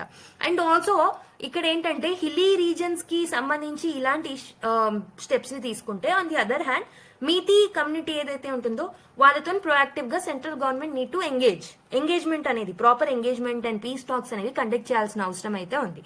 And on the other hand humanitarian crisis ని కూడా మనం అడ్రస్ చేయాలి. So we have to rebuild the economy and also అక్కడ హెల్త్ సర్వీసెస్ ని, ఎడ్యుకేషన్ సర్వీసెస్ ని, వాటన్నిటిని కూడా ప్రాపర్ గా ప్రొవైడ్ చేయాలన్నమాట. అండ్ మెయిన్ థింగ్, సో నేను అప్పటి నుంచి ఇంట్రెస్టింగ్ అంటున్నాను కదా, this is the interesting part. So ఇక్కడ author mainly politics of populism గురించి మాట్లాడడం జరుగుతుంది అనమాట. సో పాలిటిక్స్ ఆఫ్ పాపులిజం లో మెయిన్లీ ఏంటంటే 2 things ఉంటాయి. ఒక political party vote bank politics ని ఆర్ ఓట్స్ ని గెయిన్ చేసుకోవడానికి, ఓట్ బ్యాంక్ ని గెయిన్ చేసుకోవడానికి ఐదర్ ఫ్రీబీస్ నన్న ఇస్తుంది, లేదా అక్కడ కమ్యూనిటీస్ ఏవైతే ఉంటాయి వాటిలలో ఆ చిచ్ అనేది పెడుతుంది, ఆ డివైడ్ అండ్ రూల్ ని తీసుకొస్తుంది అనమాట. సో ఫ్రీబీస్ వల్ల ఏమవుతుంది, ఫ్రీబీస్ వల్ల లాట్ ఆఫ్ స్కీమ్స్ వస్తాయి కాబట్టి people will be attracted and they'll feel that so ఈ temporary happiness is good thing అని చెప్పేసి ఓట్ చేస్తారు. That is one thing. అది వర్కౌట్ కాని ప్లేసెస్ లో ఇప్పుడు ఫర్ ఎగ్జాంపుల్ మణిపూర్ లోనే డివైడ్ అండ్ రూల్స్ చేస్తున్నారు. సో ఇక్కడ బైరన్ సింగ్ గవర్నమెంట్ ఏం చేస్తుంది, దే హావ్ సపోర్టెడ్ మీతీ కమ్యూనిటీకి ఎక్కువగా సపోర్ట్ చేయడం జరిగింది. సో ఇక్కడ నేను మీతీస్ రైటా కుకీస్ రైటా అనేది నేను చెప్పట్లేదు. సో ఇక్కడ గవర్నమెంట్ ఫెయిల్యూర్ గురించి చెప్తున్నాను. గవర్నమెంట్ ఒక్క పర్టికులర్ కమ్యూనిటీకి సపోర్ట్ చేయకుండా న్యూట్రల్ లా అండ్ ఆర్డర్ ని మెయింటైన్ చేసి ఉంటే ప్రాబ్లం ఇంత దాకా వచ్చేదే కాదు అని చెప్పేసి ఇక్కడ ఆథర్ కూడా మెన్షన్ చేయడం జరిగిందనమాట. అయితే ఈ divide and rule or a politics of populism ఏదైతే ఉంటుందో దీంట్లో మెయిన్లీ 3 ఆస్పెక్ట్స్ అనేవి ఉంటాయి. ఓకే, 3 టైప్స్ ఉంటాయి. For example first thing is reordering populism అని అంటూ ఉంటాం అనమాట. ఓకే, రీఆర్డరింగ్ పాపులిజం అని అంటే ఏంటంటే ఈ కేసులో కొంతమంది గ్రూప్స్ కానీ కొంతమంది లీడర్స్ కానీ టోటల్ పవర్ స్ట్రక్చర్ నే చేంజ్ చేయాలనుకుంటారు. Okay, so they want to change the whole power structure. So for example tribal groups ఏవైతే ఉన్నాయో ఈ పర్టికులర్ మణిపూర్ రీజియన్ లో they are rejecting the states authority అండ్ వాళ్ళు ఏమంటున్నారంటే మాకు అటానమీ కావాలి అని చెప్పేసి, మాకు సపరేట్ అడ్మినిస్ట్రేషన్ ఇవ్వండి అని చెప్పేసి అంటున్నారు. ఈ పర్టికులర్ ఐడియాలజీని ఒకవేళ పొలిటికల్ పార్టీ సపోర్ట్ చేస్తే అప్పుడు ఏమవుతుంది, టోటల్ ట్రాన్స్ఫర్మేషన్ అనేది జరుగుతుంది. అంటే ఇక్కడ ఏమవుతుంది, ఈ పర్టికులర్ రీఆర్డరింగ్ పాపులిజం లో ఒక పొలిటికల్ పార్టీ ఓట్స్ కోసం టోటల్ స్ట్రక్చరల్ చేంజ్ అనేది తీసుకొస్తుంది అనమాట in order to gain the votes from some community. Okay, so దీనివల్ల ఏమవుతుంది, ఇంకో కమ్యూనిటీకి ఎఫెక్ట్ అనేది పడుతుంది. అప్పుడు డివైడ్ అండ్ రూల్ టెన్షన్స్ అనేవి పెరుగుతాయి అనమాట. This is one thing. So second thing is additive populism అనమాట. సో అడిటివ్ పాపులిజం అని అంటే ఏంటంటే సో కొత్త స్ట్రక్చరల్ చేంజ్ తీసుకురాకుండా ప్రస్తుతం ఉన్న స్ట్రక్చర్ లోనే ఒక పర్టికులర్ కమ్యూనిటీకి ఎక్కువగా ప్రామిసెస్ ఇవ్వడం, సో ఎక్కువగా సర్వీసెస్ అందజేస్తామని చెప్పడం.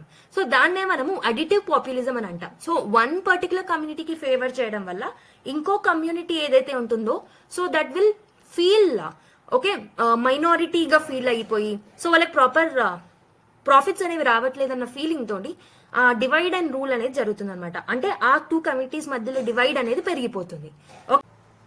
సో ఫర్ ఎగ్జాంపుల్ నేను ఎలా చెప్పొచ్చు అని అంటే ఇప్పుడు ఫర్ ఎగ్జాంపుల్ బైరన్ సింగ్ గవర్నమెంటే ఉంది. బైరన్ సింగ్ గవర్నమెంట్ ఏం చేసింది, they mostly focused on the security and urban development measures అనమాట. కాబట్టి ఈ పర్టికులర్ అర్బన్ డెవలప్మెంట్ మెజర్స్ అన్ని ఎక్కువగా మీతీ కమ్యూనిటీస్ కి సపోర్ట్ చేశాయి. Because they are in the Imphal valley region, ఒక ప్లేన్ రీజన్స్ లో ఉన్నాయి కాబట్టి అర్బన్ డెవలప్మెంట్ వల్ల వాళ్ళకి సపోర్ట్ ఉంటుంది.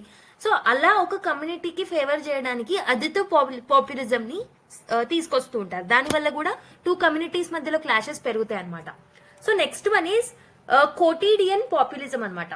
కొటీడియన్ పాపులిజం అని అంటే ఏంటంటే సో ఇక్కడ కోటాస్ ని యూజ్ చేయడం, లేకపోతే for example let me tell you, so political leaders కానీ ఇన్సర్జెంట్ గ్రూప్స్ కానివ్వండి మీడియా అవుట్లెట్స్ కానివ్వండి వాళ్ళు ఏం చేస్తారు ఈ కొటీడియన్ పాపులిజం లో అని అంటే పాపులిస్ట్ రెటోరిక్స్ ఏవైతే ఉంటాయో పాపులిస్ట్ రెటోరిక్స్ ఏవైతే ఉంటాయో వాటిని కంటిన్యూగా యూజ్ చేస్తారనమాట పబ్లిక్ సెంటిమెంట్ ని హిట్ చేయడానికి. So let me tell you an example so that మీకు అర్థమవుతుంది. సో మీతీస్ అనే వాళ్ళు సైడ్ లైన్ అయిపోయారు, కుకీస్ ఇల్లీగల్ సెటిలర్స్, ఇలాంటి స్టేట్మెంట్స్ ఇలాంటి రెటోరిక్స్ ఏవైతే ఉంటాయో కంటిన్యూగా government media outlets insurgent groups వీళ్ళందరూ యూజ్ చేయడం వల్ల ఏమవుతుంది అని అంటే సో ఒక కమ్యూనిటీకి లాంగ్ టర్మ్ లో ఎఫెక్ట్ అనేది పడుతుంది అనమాట. So regular speeches, media statement, social media post వీళ్ళందరూ ఒకే కమ్యూనిటీకి సపోర్ట్ చేయడం, so which is driven by the politics. Okay, దాన్నే మనము కోటీడియన్ పాపులిజం అని అంటూ ఉంటాం అనమాట. ఓకే, సో ఈ 3 టైప్ ఆఫ్ పాపులిస్ట్ మెజర్స్ గురించి ఇక్కడ ఆథర్ మెన్షన్ చేయడం జరిగింది అనమాట. So that is the reason I have told you. కాబట్టి గవర్నమెంట్ న్యూ లీడర్ వచ్చే ముందు వరకు, ఒక న్యూ లీడర్ ని తీసుకొచ్చే ముందు వరకు ఈ ప్రెసిడెంట్ రూల్ టైంలో వీటన్నిటి మీద ఫోకస్ చేయాలి, హ్యుమానిటేరియన్ ఇష్యూస్ ని సాల్వ్ చేయాలి, ఈ పాపులిజం పాలిటిక్స్ ఆఫ్ పాపులిజం ని అవాయిడ్ చేయాలి, మీతీ గవర్నమెంట్ మీతీస్ తోటి నెగోషియేషన్ ని కండక్ట్ చేసుకోవాలి, ఆర్టికల్ 371C లో ఉన్న స్పెషల్ ప్రొవిజన్ ని ప్రాపర్ గా ఇంప్లిమెంట్ చేసేలాగా చూసుకోవాలి, and they have to rebuild the economy. ఇవన్నిటిని ఒక కొత్త న్యూ లీడర్ ని అపాయింట్ చేసే ముందు వరకు ఇవన్నిటిని మీద ఫోకస్ చేస్తే సో లాంగ్ టర్మ్ లో డెఫినెట్లీ హెల్ప్ అవుతుంది అనమాట. Okay, I hope so you have understood all the 4 articles in detail. Okay, so ఇప్పుడు మనం ఏం చేద్దామనంటే let's look at the question. Okay, so ఇంతకు ముందు మనం ఒక క్వశ్చన్ చూడకుండా ఆపేసాం కదా, so let's look at that particular question now. So now let's see the question. Discuss the role of governance in conflict resolution with reference to Manipur crisis అని చెప్పేసి ఒక 250 వర్డ్స్ ఆన్సర్ ని మీరు రాయడానికి ట్రై చేయండి.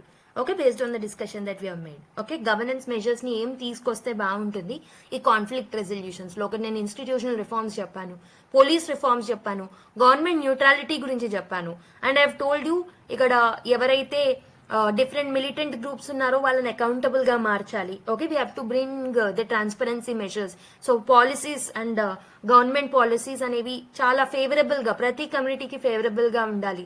సో ఈ trust building measures ని develop చేయాలి. ఓకే, పీస్ టాకింగ్ మెజర్స్ ని తీసుకురావాలి. సో ఇలా లాట్ ఆఫ్ గవర్నెన్స్ మెజర్స్ ని, రోల్ ఆఫ్ గవర్నెన్స్ గురించి రాసి how it is going to help to solve the problem అనేది మణిపూర్ క్రైసిస్ ని దృష్టిలో పెట్టుకుంటూ రాయండి అనమాట.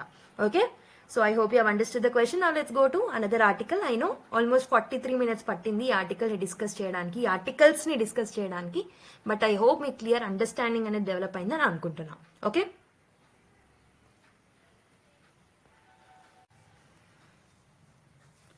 క్లోజర్ దాన్ ఎవర్ అని చెప్పేసి ఒక ఆర్టికల్ రావడం జరిగింది. ఇది బేసికలీ GS2 పాయింట్ ఆఫ్ వ్యూలో బయలేటరల్ రిలేషన్స్, రీజనల్ గ్రూపింగ్స్ ఆ టాపిక్స్ తో మనం లింక్ చేసుకోవచ్చు. సో ఇది ఇండియా ఖత్తర్ రిలేషన్స్ గురించి మాట్లాడడం జరిగింది. సో మనకు తెలుసు రీసెంట్ గా ఖత్తరీ అమీర్ అయిన Sheikh Tamim bin Ahmad Al Thani గారు ఇండియాని విజిట్ చేశారు కాబట్టి it's definitely a significant moment to us. Okay, India Qatar relations improve అవ్వడానికి కూడా ఇది ఒక సిగ్నిఫికెంట్ స్టెప్ అనేది అనుకోవచ్చు అనమాట. సో మనం ఇందులో భాగంగా ఎకానమిక్ అండ్ స్ట్రాటజిక్ టైస్ మీద ఫోకస్ చేసాం. సో గ్లోబల్ అవుట్లుక్స్ అనేవి చాలా డిఫరెన్స్ ఆఫ్ ఒపీనియన్స్ ఉన్నప్పటికీ మనం ఒక రీజనల్ అండ్ గ్లోబల్ ఇంపార్టెన్స్ ని దృష్టిలో పెట్టుకొని మన టాక్స్ ని సక్సెస్ఫుల్ గా చేసుకున్నాం అనమాట. ఓకే, అసలు ఫస్ట్ ఆఫ్ ఆల్ ఈ కాంటెక్స్ట్ లో ఖత్తర్ అనేది ఎందుకు ఇండియాకి సిగ్నిఫికెంట్ అనేది తెలుసుకోవాలి. ఫస్ట్ థింగ్ ఏంటంటే ఖత్తర్ అనేది ఎకానమిక్ అండ్ ఎనర్జీ పార్ట్నర్ అనమాట. ఆల్మోస్ట్ 45% ఆఫ్ ఇండియా యొక్క LNG నీడ్స్ ఏవైతే ఉంటాయో అది ఖత్తరే ప్రొవైడ్ చేస్తుంది. సో అందుకే ఇండియా ఎనర్జీ సెక్యూరిటీకి సంబంధించి ఖత్తర్ అనేది వెరీ ఇంపార్టెంట్ అవుతుంది. అండ్ బైలేటరల్ ట్రేడ్ ఎంత అవుతుంది అని అంటే ఖత్తర్కి మనకి $15 బిలియన్ ట్రేడ్ అనేది ఉందన్నమాట. అండ్ 2030 కల్లా దీన్ని మనం డబుల్ చేసే ఆలోచనలో కూడా, ప్లాన్స్ లో కూడా ఉన్నాం. Okay, and Khattar to invest almost $10 billion in India's infrastructure and also in the manufacturing sector. So అది కూడా మనకి హెల్ప్ చేస్తుంది. నెక్స్ట్, ఎంప్లాయ్మెంట్ అండ్ రెమిటెన్సెస్ లో భాగంగా ఖత్తర్ అనేది important. Okay, almost large Indian expatriate population ఎంత ఉన్నారంటే 8 lakh పీపుల్ అక్కడ స్టే చేస్తున్నారు అనమాట మన ఇండియన్స్. డెఫినెట్లీ వాళ్ళు పంపించే రెమిటాన్సెస్ అనేవి it will be Boost to the Indian economy and also Khattar economy కూడా లార్జ్ అమౌంట్ ఆఫ్ రోల్ అనేది వాళ్ళు ప్లే చేస్తారనమాట. And strategic and diplomatic relations చూసుకుంటే ఇండియా అనేది బ్యాలెన్స్ టైస్ ని మెయింటైన్ చేస్తుంది గల్ఫ్ రీజియన్ లో ఉన్న అన్ని ప్లేయర్స్ కి. For example Saudi Arabia, UAE, Iran and Israel అందరితో ఈక్వల్ స్టేటస్ మెయింటైన్ చేస్తుంది అనమాట. ఖతర్ అనేది US మిలిటరీ బేస్ కి హోమ్ లాంటిది. ఓకే, బట్ వీళ్ళకి కూడా హమాస్ కి, తాలిబాన్ గ్రూప్స్ కి లింక్స్ అనేవి ఉన్నాయన్నమాట.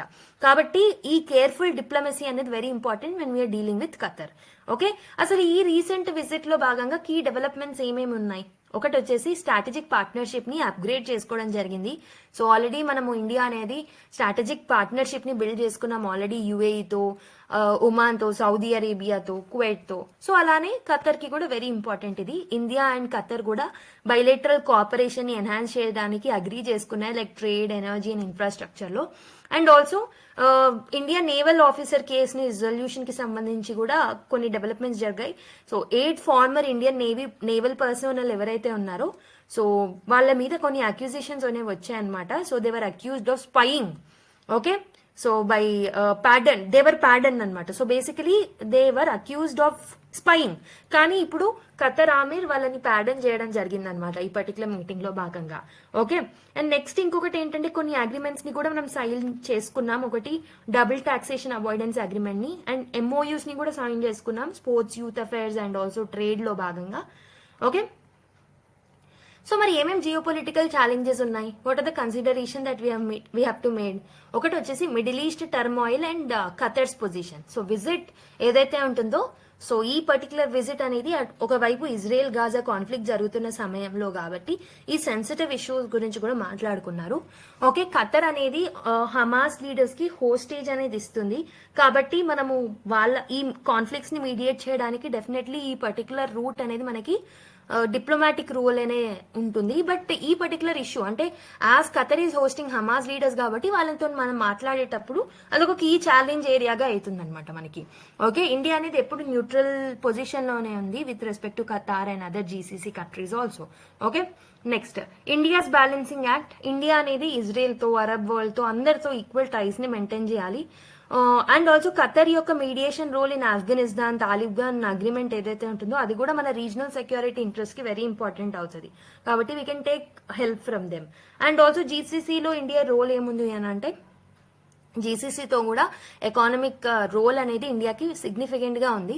సో ఖతర్ తో మన టైస్ ని స్ట్రెంథన్ అప్ చేసుకుంటే జీసీసీ బ్లాక్ లో one of the important leaders గా మనం ఎమర్జ్ అవ్వచ్చు. సో ఫ్యూచర్ ప్రాస్పెక్ట్స్ ఏమున్నాయి ఇండియా ఖతర్ రిలేషన్స్ లో? మన ఎకానమిక్ అండ్ ట్రేడ్ రిలేషన్స్ ని మనం ఇంకొంచెం ఎన్హాన్స్ చేసుకోవాలి. ఎల్ఎన్జీ ఇంపోర్ట్స్ ని పెంచుకోవాలి. స్టేబుల్ ఎనర్జీ సెక్యూరిటీ పార్ట్నర్ గా ఖతర్ ని మార్చుకోవాలన్నమాట. ఖతర్ ఇన్వెస్ట్మెంట్స్ కోసం మనం ఖతర్ ని ఎక్కువగా ఎంకరేజ్ చేయాలి in India. Okay, diplomatic and security cooperation is also very very important. మనం పీపుల్ టు పీపుల్ టైస్ ని ఇంప్రూవ్ చేసుకోవాలి. కౌంటర్ టెర్రరిజం లో కోఆపరేషన్ అనేది కూడా ఇంపార్టెంట్ ఖతర్ సైడ్ నుంచి. Okay, so we have to expand India's role in the Gulf region. Okay, ఒక మంచి active role అనేది ఇంపార్టెంట్ రీజనల్ డిప్లొమసీని మెయింటైన్ చేయడానికి. And India GCC free trade agreement ని కూడా మనం సైన్ చేసుకోవడానికి త్వరగా ప్రయత్నించాలి. Okay, so this is about this article. So now let's look at another article. Russia reset అని చెప్పేసి ఒక ఆర్టికల్ రావడం జరిగింది. ఇది బేసికలీ JS2 లో భాగంగా bilateral relations, India Russia relation, I mean US Russia relations, దాంట్లో మనం లింక్ చేసుకోవచ్చు. ఓకే, రీసెంట్ గా they were talks that were conducted in Riyadh, మనకు తెలిసిందే, బిట్వీన్ US అండ్ రష్యా. దాంట్లో మేజర్ డిప్లొమాటిక్ షిఫ్ట్ అనేది చూసాం రష్యా అండ్ US రిలేషన్ లో అని చెప్పేసి మనము లాస్ట్ క్లాస్ లో చూడడం జరిగిందనమాట. అయితే so the meeting was between US secretary of state Marco Rubio and Russian foreign minister అయిన సెర్గే లెవోర్వ్ ఎవరైతే ఉంటారో వాళ్ళిద్దరి మధ్యలో మీటింగ్ జరిగింది. దాంట్లోనే మనం ఒక ఫారిన్ పాలసీ షిఫ్ట్ అనేది చూసామన్నమాట with respect to these two countries. Key outcomes ఏమున్నాయని చెప్పాను. డిప్లొమాటిక్ స్టాఫింగ్ ని రీస్టోర్ చేయడం జరిగింది. Okay, so closer economic cooperation మీదకి దృష్టి పెట్టడం జరిగింది. And high level team, so there was a formation of a high level team. So దేనికి, ఈ యుక్రెయిన్ వార్ కి సంబంధించి దాన్ని ఎండ్ చేయడానికి నెగోసియేషన్స్ కోసం ఈ హై లెవెల్ టీమ్ ని ఫామ్ చేసుకోవడం జరిగింది అనమాట. ట్రంప్ యొక్క రష్యా పాలసీ ఏంటి, న్యూ రష్యా పాలసీ ఏంటి అని అంటే, so he want to abandon the Biden టైంలో ఉన్న ప్రో యుక్రెయిన్ స్టాన్స్ ఏదైతే ఉంటుందో దాన్ని తీసేసి రష్యాకి సపోర్ట్ చేయడం జరుగుతుందన్నమాట ప్రస్తుతం. సో యుక్రెయిన్ కి ఇచ్చే మిలిటరీ ఎయిడ్ పాలసీస్ ఏవైతే ఉంటాయో వాటన్నిటిని స్టక్ డౌన్ చేయడం జరుగుతుందన్నమాట ఇప్పుడు Trump. Okay, and he was moving towards the realistic rapprochement with Russia. Okay, and also ఇంకొకటి ఏంటంటే చైనాని ప్రయారిటైజ్ చేస్తున్నారు. Prioritising China as a primary US geopolitical adversary. Okay, so ఏంటంటే ఫోకస్ అనేది ఓన్లీ రష్యా మీదకి షిఫ్ట్ చేసి చైనానే proper అడ్వర్సరీగా ట్రీట్ చేయడం జరుగుతుంది అనమాట. So this is the new policy shift that took place under China. Okay, so మరి షిఫ్ట్ ఇన్ US స్ట్రాటజీ వల్ల, సో US స్ట్రాటజీలో ఫారెన్ పాలసీలో షిఫ్ట్ అనేది చూడడం వల్ల ఎలాంటి ఇంప్లికేషన్స్ ఉంటాయి? సో ఏముంటాయంటే ట్రంప్స్ రివర్స్ కిస్సింగర్ అప్రోచ్ అనమాట. అన్లైక్ పాస్ట్ US పాలసీ ఏదైతే రష్యా అండ్ US రిలేషన్స్ ని వీకన్ చేసిందో because of the economic sanctions, Ukraine కి మిలిటరీ ఎయిడ్ ఇస్తూ ఇలా లాట్ ఆఫ్ ఇష్యూస్ అనేవి టూ కంట్రీస్ మధ్యలో మనం చూసాం. బట్ ఇప్పుడు ఏంటంటే ట్రంప్ ఏంటంటే ఒక ప్రిడిక్టబుల్ రిలేషన్ ని ఎస్టాబ్లిష్ చేసుకోవాలనుకుంటున్నారు. సో మెయిన్లీ చైనాని కౌంటర్ చేయడానికి రష్యా తోటి. ఓకే, ఈ అప్రోచ్ నే మనం హెన్రీ కిస్సింగర్స్ అప్రోచ్ అని అంటూ ఉంటాం అనమాట. Okay, so this is the historic out reach to the China in 1970s. So ఏంటంటే కోల్డ్ వార్ అడ్వర్సరీస్ ని డివైడ్ చేయడానికి పర్టికులర్ రివర్స్ కిస్సింగర్ అప్రోచ్ ని ఇతను వాడుతున్నాడు అనమాట. ఓకే, మరి దీనివల్ల యుక్రెయిన్ మీద ఎలాంటి ఇంప్లికేషన్స్ ఉంటాయి? డెఫినెట్లీ US సెక్యూరిటీ గ్యారంటీస్ అనేవి తగ్గిపోతాయి యుక్రెయిన్ మీదకి. అప్పుడు ఏమవుతుంది, నాటో మెంబర్షిప్ ఉన్నప్పటికీ ట్రంప్ అడ్మినిస్ట్రేషన్ ఏదైతే ఉంటుందో యాజ్ నాటో అడ్మినిస్ట్రేషన్ నుంచి రూల్ అవుట్ అవ్వడం వల్ల యుక్రెయిన్ కి అంత మిలిటరీ సపోర్ట్ అనేది దొరకదు, మనీ సపోర్ట్ అనేది దొరకదు US నుంచి. అండ్ ఆల్సో సెటిల్మెంట్ టాక్స్ లో కూడా యుక్రెయిన్ ని ఎక్స్క్లూడ్ చేయడం జరిగింది. That is another concerns. And also Ukraine has lost over 20% of the land ఇప్పటివరకు, అండ్ లాట్ ఆఫ్ క్యాజువాలిటీస్ ని ఫేస్ చేసింది. సో వాటన్నిటి మీద కూడా టెరిటోరియల్ లాసెస్ ని కూడా అది ఫేస్ చేయాల్సి వస్తుంది. Okay, and what are the European security concerns మరి? So Europe is divided and how to respond, అసలు ఎందుకు ఎలా రెస్పాండ్ అవ్వాలి, ఈ పర్టికులర్ ఇష్యూని సపోర్ట్ చేయాలా వద్దా అనేది ఒక్కొక్క కంట్రీ ఆఫ్ యూరోప్ ఒక్కొక్కలాగా ఆలోచిస్తున్నాయి అనమాట. For example France and Germany లాంటివి ఏంటంటే ఈ డిప్లొమాటిక్ ఎంగేజ్మెంట్ ని సపోర్ట్ చేస్తున్నాయి, వెరాజ్ ఈస్టర్న్ యూరోపియన్ నేషన్స్ ఏవైతే ఉన్నాయో like Baltic countries and Poland, ఇవేంటంటే they don't want a way for రష్యాతోని వాళ్ళు కలవాలనుకోవట్లేదు. ఓకే, అండ్ ఆల్సో డెఫినెట్లీ నాటోలో కూడా because of the US disengagement or US నాటోకి సపోర్ట్ చేయకపోవడం అనేది డెఫినెట్లీ యూరోప్ యొక్క రూల్ ని పెంచే ఛాన్సెస్ అనేవి ఉన్నాయన్నమాట. సో బట్ ఫినాన్సింగ్ కి సంబంధించి కొన్ని థ్రెట్స్ అనేవి నాటో ఫేస్ చేయాల్సి వస్తుంది. మరి what are the geopolitical consequences because of this global shift అని అంటే, సో యుక్రెయిన్ ని ఎక్స్క్లూడ్ చేయడం వల్ల అండ్ యూరోప్ ని ఎక్స్క్లూడ్ చేయడం వల్ల సెటిల్మెంట్ నుంచి definitely there will be an issue. Ukraine sovereignty అనేది ఇట్ ఇస్ టెరిటోరియల్ లాసెస్ ని ఫేస్ చేయాల్సి వస్తుంది యుక్రెయిన్. నెక్స్ట్ ఇంకొకటి ఏంటంటే యురోపియన్ సెక్యూరిటీ ఆర్కిటెక్చర్ ఆల్సో దాన్ని కూడా ఎఫెక్ట్ చేసిన వాళ్ళం అవుతాం అనమాట. మరి జియో పాలిటిక్స్ లో ఎలాంటి ఇంపాక్ట్ ఉంటుంది? What is China's role? ఒకవేళ US if it is building strong ties with Russia, US అనేది రష్యాతోని స్ట్రాంగ్ టైస్ ని బిల్డ్ చేసుకుంటే సో చైనా అనేది చాలా ఐసోలేట్ అయిపోతుంది అనమాట. ఓకే, రష్యాకి ఇబ్బందులు అనేవి ఛాలెంజెస్ అనేవి ఎదురవుతాయి, ఒకవైపు యుఎస్ అయినా ఇంకోవైపు చైనా అనేసి అదొక problem. Okay, economic implications and sanctions అనేవి పెరుగుతాయి. సో రష్యాతో ఎకానమిక్ టైస్ ని ఈజ్ చేసుకుంటున్నారు కాబట్టి గ్లోబల్ ఎనర్జీ మార్కెట్ లో లాట్ ఆఫ్ ఆల్టరేషన్స్ జరుగుతాయి. Okay, and European nations dependency on Russian gas అనేది చేంజెస్ వచ్చే అవకాశాలు ఉంటాయి అనమాట. ఈ డిపెండెన్సీలో చేంజెస్ అనేవి చూసే అవకాశాలు ఉంటాయి. సో నాటో యొక్క ఫ్యూచర్ స్ట్రాటజీ ఎలా ఉంటుంది అనేది ఇంకో క్వశ్చన్ అనమాట. Okay, so definitely US Ukraine నుంచి డిస్టెన్స్ చేసుకుంటుంది కాబట్టి నాటో యూనిటీ అనేది వీకెన్ అవుతుంది. యూరోపియన్ కంట్రీస్ ఏంటంటే వాళ్ళ ఇండిపెండెంట్ సెక్యూరిటీ మెజర్స్ తో ముందుకు రావాల్సిన అవసరం అయితే ఉంటుంది because of the weakening of NATO. మరి ఏం చేస్తే బాగుంటుంది? ఒక డిప్లొమాటిక్ రెజల్యూషన్ ని తీసుకురావాలి విచ్ షుడ్ బి ఇంక్లూజివ్, అంటే యుక్రెయిన్ ని కూడా ఇంక్లూడ్ చేసుకుని పీస్ టాక్స్ ని విధించాలన్నమాట, లైక్ చర్చించాలి. Okay, Europe must also play active role in it. Okay, Europe ని, యుక్రెయిన్ ని, రష్యా ని, యుఎస్ అందరూ స్టేక్ హోల్డర్స్ ఇన్వాల్వ్ అయ్యి they have to take the decision. That is one of the inclusive diplomatic resolution approach. ఇంకొకటి ఏంటంటే balanced approach to Russia. US అనేది రష్యాతో diplomatic గా ఎంగేజ్ అవ్వాలన్నమాట without thinking of the Ukrainian sovereignty. European countries ఏంటంటే independent deterrence mechanisms ని build చేసుకోవాల్సిన అవసరం కూడా ఉందన్నమాట. నెక్స్ట్ మల్టీలాటరల్ డైలాగ్స్ ని స్ట్రెంథన్ అప్ చేయాలి. యునైటెడ్ నేషన్స్ కానీ యూరోపియన్ యూనియన్ కానీ దే నీడ్ టు ఇన్వాల్వ్ ఈ పర్టికులర్ పీస్ డీల్ ని బ్యాలెన్స్ చేయడానికి. అండ్ నాటో రోల్ ని కూడా రీడిఫైన్ చేయాలి. మెయిన్లీ ఈస్టర్న్ యూరోప్ కి సంబంధించి నాటో రోల్ అనేది ఎంతవరకు ఉంటుంది అనేది దాంట్లో రిఫార్మ్స్ తీసుకురావడమో రీడిఫైన్ చేయడమో చేయాలన్నమాట. ఓకే, సో ఇప్పుడు మనము ఇంకో ఆర్టికల్ చూద్దాం. So did the iron age on Indian soil start from the Tamil Nadu అని చెప్పేసి ఒక ఆర్టికల్ రావడం జరిగింది. So basically let me tell you the background of the iron age. అసలు ఏమైంది అనేది చూద్దాం ఒకసారి. సో ఐరన్ ఏజ్ అంటే ఏంటంటే, so this is the period where human started using the iron implements అనమాట. సో ఐరన్ ఇంప్లిమెంట్స్ ని యూజ్ చేయడం స్టార్ట్ చేసిన ఏజ్ ని ఐరన్ ఏజ్ అని అంటూ ఉంటాం. లైక్ ఐరన్ టూల్స్ కానీ, ఐరన్ వెపన్స్ కానీ, ఐరన్ ఎక్విప్మెంట్స్ కానీ ఏవైనా. గ్లోబల్ గా అయితే ఐరన్ ఏజ్ అనేది it is believed that it started around 1200 BC global గా. ఓకే, నాట్ ఇండియా, గ్లోబల్ గా 1200 BC నుంచి ఐరన్ ఏజ్ అనేది స్టార్ట్ అయింది అని చెప్పేసి అంటూ ఉంటారు. After the bronzes iron age started అని అంటూ ఉంటారు. బట్ ఇండియాలో మనకి ప్రీవియస్ స్టడీస్ ప్రకారం ఏంటంటే it is believed that iron smelting ఏదైతే ఉంటుందో సో ఇది ఆల్మోస్ట్ 700 to 600 BC టైంలో స్టార్ట్ అయింది. సో అరౌండ్ ఉత్తరప్రదేశ్ సైట్స్ లో మొదలైంది అని చెప్పేసి ప్రీవియస్ గా మనం బిలీవ్ చేస్తూ వచ్చామన్నమాట. బట్ రీసెంట్ గా డిస్కవరీస్ ఏవైతే తమిళనాడులో జరిగాయో ఈ బిలీఫ్ ని ఛాలెంజ్ చేయడం జరిగిందనమాట. ఎందుకనంటే రీసెంట్ గా ఏమైంది అని అంటే according to the Tamil Nadu state archaeology department report ఏంటంటే వాళ్ళు ఏం చెప్తున్నారంటే ఐరన్ యూసేజ్ అనేది తమిళనాడులో ఆల్మోస్ట్ 3345 to 2953 BC కి సంబంధించింది అని చెప్పేసి ఆ రిపోర్ట్ రావడం జరిగిందనమాట. సో దిస్ పర్టికులర్ ఎక్స్కవేషన్ అనేది తమిళనాడులో జరిగింది. ఓకే, మైలా దుంపెరై ఎక్స్కవేషన్ అని చెప్పేసి దీన్ని అంటూ ఉంటాం అనమాట. So this pushes that iron age in India అనేది okay, so it is backed by almost 2000 years అని చెప్పేసి మనం అనుకోవచ్చు. మీనింగ్ దట్ తమిళనాడు అనేది it has been one of the earliest regions. So this is one of the earliest regions to use this particular iron implements or iron age అనేది one of the earliest sites ఎక్కడ ఉన్నాయి అంటే తమిళనాడులో అని చెప్పొచ్చు అనమాట, because of this excavation. Okay, so even before the Gangetic plains ఇక్కడే start అయింది అని చెప్పొచ్చు అనమాట. సో కీ ఎక్స్కవేషన్ సైట్ వచ్చేసి as I already quoted Mayiladumparai, ఇది కృష్ణా డిస్ట్రిక్ట్ లో ఉంటుంది తమిళనాడులో. ఓకే, అసలు ఈ డిస్కవరీ అనేది ఎందుకు ఇంపార్టెంట్ అంటే, సో ఫస్ట్ థింగ్ ఏంటంటే this is challenging the north first theory అనమాట.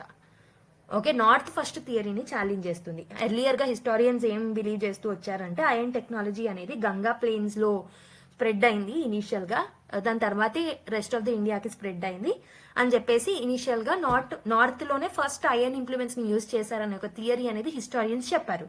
బట్ ఇప్పుడు దీని ఎక్స్కవేషన్స్ తో మనకు తెలిసింది ఏంటంటే, so it seems that south India independently discovered it and iron ని ఇంకా మచ్ ఎర్లియర్ గానే మనం యూజ్ చేసామనే ఒక ఏంటంటే ఒక ఎక్స్కవేషన్ లో మనకు తెలుస్తుంది.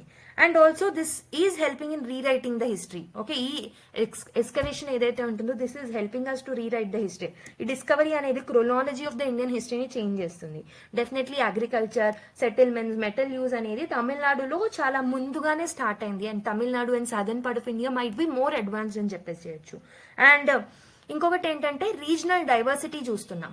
సో ఈ ఎక్స్కవేషన్స్ వల్ల మనకు తెలిసింది ఏంటంటే డిఫరెంట్ పార్ట్స్ ఆఫ్ ఇండియాలో డిఫరెంట్ స్పీడ్స్ లో different ideologies and different implements ని యూజ్ చేశారు. ఓకే, టెక్నాలజికల్ ప్రాసెస్ లో కూడా ప్రోగ్రెస్ లో కూడా సౌత్ అనేది ఇట్ ఈస్ నెవర్ ల్యాకింగ్ అని చెప్పొచ్చు అనమాట. Okay, so basically iron tools and weapons ని పర్టికులర్ దాంట్లో ఫౌండ్ అవుట్ చేయడం జరిగింది కార్బన్ డేటింగ్ ప్రకారం. సో మచ్ ఎర్లియర్ గానే తమిళనాడులో ఐరన్ యూసేజ్ అనేది స్టార్ట్ అయింది అని చెప్పేసి మనం చెప్పొచ్చు అనమాట. సో ప్రీవియస్ ఫైండింగ్స్ చూసుకున్న సెంట్రల్ అండ్ నార్త్ ఇండియాలో ఎక్స్కవేషన్స్ అనేవి రాజ్నాలాకా తిలా అని అంటూ ఉంటాము, యూపీలో జరిగిందనమాట. సో యూపీలో జరిగిన ఎక్స్కవేషన్స్ ప్రకారం ఏంటంటే ఆల్మోస్ట్ మనకి 700 to 600 బీసీకి సంబంధించింది అని చెప్పేసి మనం అనుకున్నాం ఇనీషియల్ గా. బట్ నౌ ఇంకా ముందుకు సంబంధించినవి అని చెప్పేసి now we have found out. Tamil Nadu యొక్క రోల్ ఏముంది మరి ఏన్షియంట్ హిస్టరీలో అంటే డెఫినెట్లీ ఈ సైట్ అనేది it is showing that there is a continuous habitation. అందుకే తమిళ్ కల్చర్ అనేది నార్త్ ఇండియన్ ఇన్ఫ్లుయెన్సెస్ లేకుండా ఐసోలేటెడ్ గా డెవలప్ అయింది అని చెప్పొచ్చు. టెక్నాలజికల్ ప్రోగ్రెస్ లో కూడా southern part of India is also dominating అని చెప్పొచ్చు. ఓకే, అయితే బట్ హిస్టారియన్స్ ఏమంటూ ఉంటారు అని అంటే, సో ఐరన్ కి సంబంధించి ఒక సింగిల్ పాయింట్ ఆఫ్ ఆరిజిన్ అనేది ఏమీ లేదు. ఓకే, సో ఈ పర్టికులర్ న్యూ ఎవిడెన్స్ అనేది ఐరన్ టెక్నాలజీ అనేది మల్టిపుల్ రీజన్స్ లో ఇండిపెండెంట్ గా డెవలప్ అయి ఉండొచ్చు అని చెప్పేసి డిక్లేర్ చేస్తుంది. కాబట్టి ఒక single point of swords of origin అనేది ఏం లేదు అని చెప్పేసి మనం చెప్పొచ్చు. Okay, and also first smelting కి సంబంధించి ఏ డైరెక్ట్ ప్రూఫ్స్ ని మనం ఎక్కడ చూడలేము ఇప్పటి వరకు. అండ్ ఇలాంటి ఎక్స్కవేషన్స్ ఇంకా ఫ్యూచర్ లో అండ్ ఇప్పుడు మళ్ళీ జరుగుతూ ఉంటే మనకి ఇంకొంచెం క్లారిటీ అనేది వస్తుంది అనమాట. ఇది బేసికలీ హిస్టరీ పాయింట్ ఆఫ్ వ్యూలో మనం లింక్ చేసుకోవచ్చు. కీ సైట్స్ ఇవన్నీ ఇక్కడంతా మనం ఎక్స్కవేషన్స్ ని కండక్ట్ చేసాం. So this shows us the early metallurgy, it will help us rewriting the history and regional variations ని కూడా మనం చూస్తున్నాం. So which recent excavation has provided the earliest radiocarbon dated evidence of iron usage in India, placing the iron age at 3345 to 2953 BC అని అంటే, so option C Mayiladumparai. Okay, Mayiladumparai. I hope you have understood.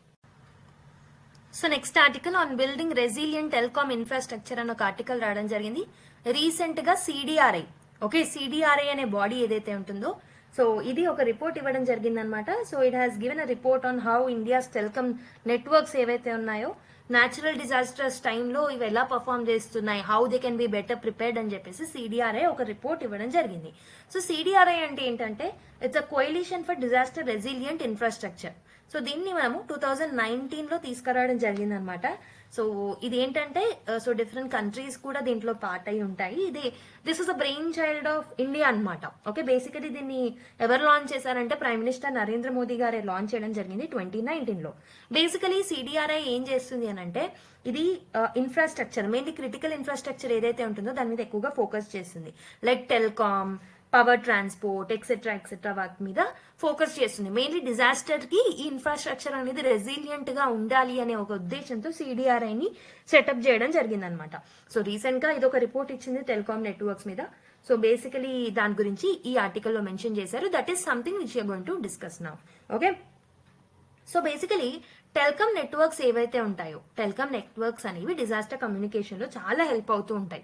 So whether the states కి కానివ్వండి, NDMA కి కానివ్వండి, SDMA కి కానివ్వండి, local authorities కి కానివ్వండి. సో కమ్యూనికేషన్ డిజాస్టర్స్ జరిగినప్పుడు కమ్యూనికేషన్ లో తోడు ఉండడానికి టెలికాం నెట్వర్క్స్ అనేవి వైటల్ రోల్ ని ప్లే చేస్తూ ఉంటాయి. కానీ ఏమవుతుంది, బట్ డ్యూరింగ్ ద డిజాస్టర్స్ జరిగే సమయంలో లాట్ ఆఫ్ నెట్వర్క్ ఫెయిల్యూర్స్ అనేవి చూస్తున్నాం. ఎందుకు చూస్తున్నాం, why we are seeing the network failures అంటే ఒకటి వచ్చేసి హై స్పీడ్ విన్స్ అనేవి ఉంటాయి. సో బేసికలీ మనకి సైక్లోన్స్ వచ్చినప్పుడల్లా, లేకపోతే ఫ్లడ్స్ వచ్చినప్పుడల్లా, వర్షాలు ఎక్కువ పడినప్పుడల్లా ఏమవుతుంది, డిజాస్టర్స్ వచ్చే సమయంలో హై స్పీడ్ విన్స్ అనేవి వస్తూ ఉంటాయి అనమాట. సో ఇవి ఏం చేస్తాయంటే ఓవర్ హెడ్ కేబుల్స్ ఏవైతే ఉంటాయో వాటిని డ్యామేజ్ చేస్తాయి. This is one thing. ఇంకొకటి ఏంటంటే, so lot of disasters like floods, cyclones, earth quakes ఇవన్నీ ఉంటాయి కదా, ఇవన్నీ ఏం చేస్తాయనంటే అండర్ గ్రౌండ్ కేబుల్స్ ని డ్యామేజ్ చేస్తాయి అనమాట. That is another thing. And also power failures. Okay, power failures అనేవి కూడా, so this is leading to the telecom towers ని షట్ డౌన్ చేసేలాగా చేస్తాయి అనమాట. ఫర్ ఎగ్జాంపుల్ మనకి రీసెంట్ గా 2019 లో సైక్లోన్ ఫనీ వచ్చింది ఒరిస్సాలో, అవునా? సో ఇక్కడ ఏంటంటే మనము కమ్యూనికేషన్ బ్రేక్ డౌన్స్ ని చూసాం. ఎందుకంటే అక్కడ టెలికాం టవర్స్ లో పవర్ బ్యాకప్ లేదనమాట. సో దానివల్ల టెలికమ్యూనికేషన్ నెట్వర్క్ లో ప్రాబ్లమ్స్ చూసి కమ్యూనికేషన్ గ్యాప్స్ అనేవి వచ్చాయన్నమాట.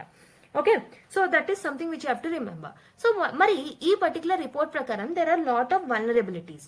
ఒకటి వచ్చేసి ఓవర్లాండ్ కేబుల్ అనమాట. సో మనకి 2 టైప్ ఆఫ్ కేబుల్స్ ఉంటాయి. ఒకటి ఓవర్లాండ్ కేబుల్స్ ఉంటాయి, అండ్ ఇంకొకటి ఏంటంటే అండర్ గ్రౌండ్ కేబుల్స్ కూడా ఉంటాయి అనమాట మనకి.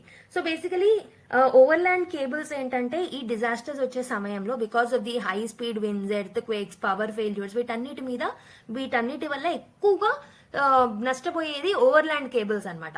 వెరాజ్ అండర్ సీ కేబుల్స్ ఏవైతే ఉంటాయో, అండర్ గ్రౌండ్ కేబుల్స్ ఏవైతే ఉంటాయో, ఇవి మెయిన్లీ ఫ్లడ్స్ వచ్చినప్పుడు, ల్యాండ్ స్లైడ్స్ వచ్చినప్పుడు, యాక్సిడెంట్స్ జరిగినప్పుడు, ఇలాంటి టైంలో ఇవి రిపేర్స్ కి గురవుతూ ఉంటాయి అనమాట. So more protected but get damaged by the floods and landslides are the undersea cables.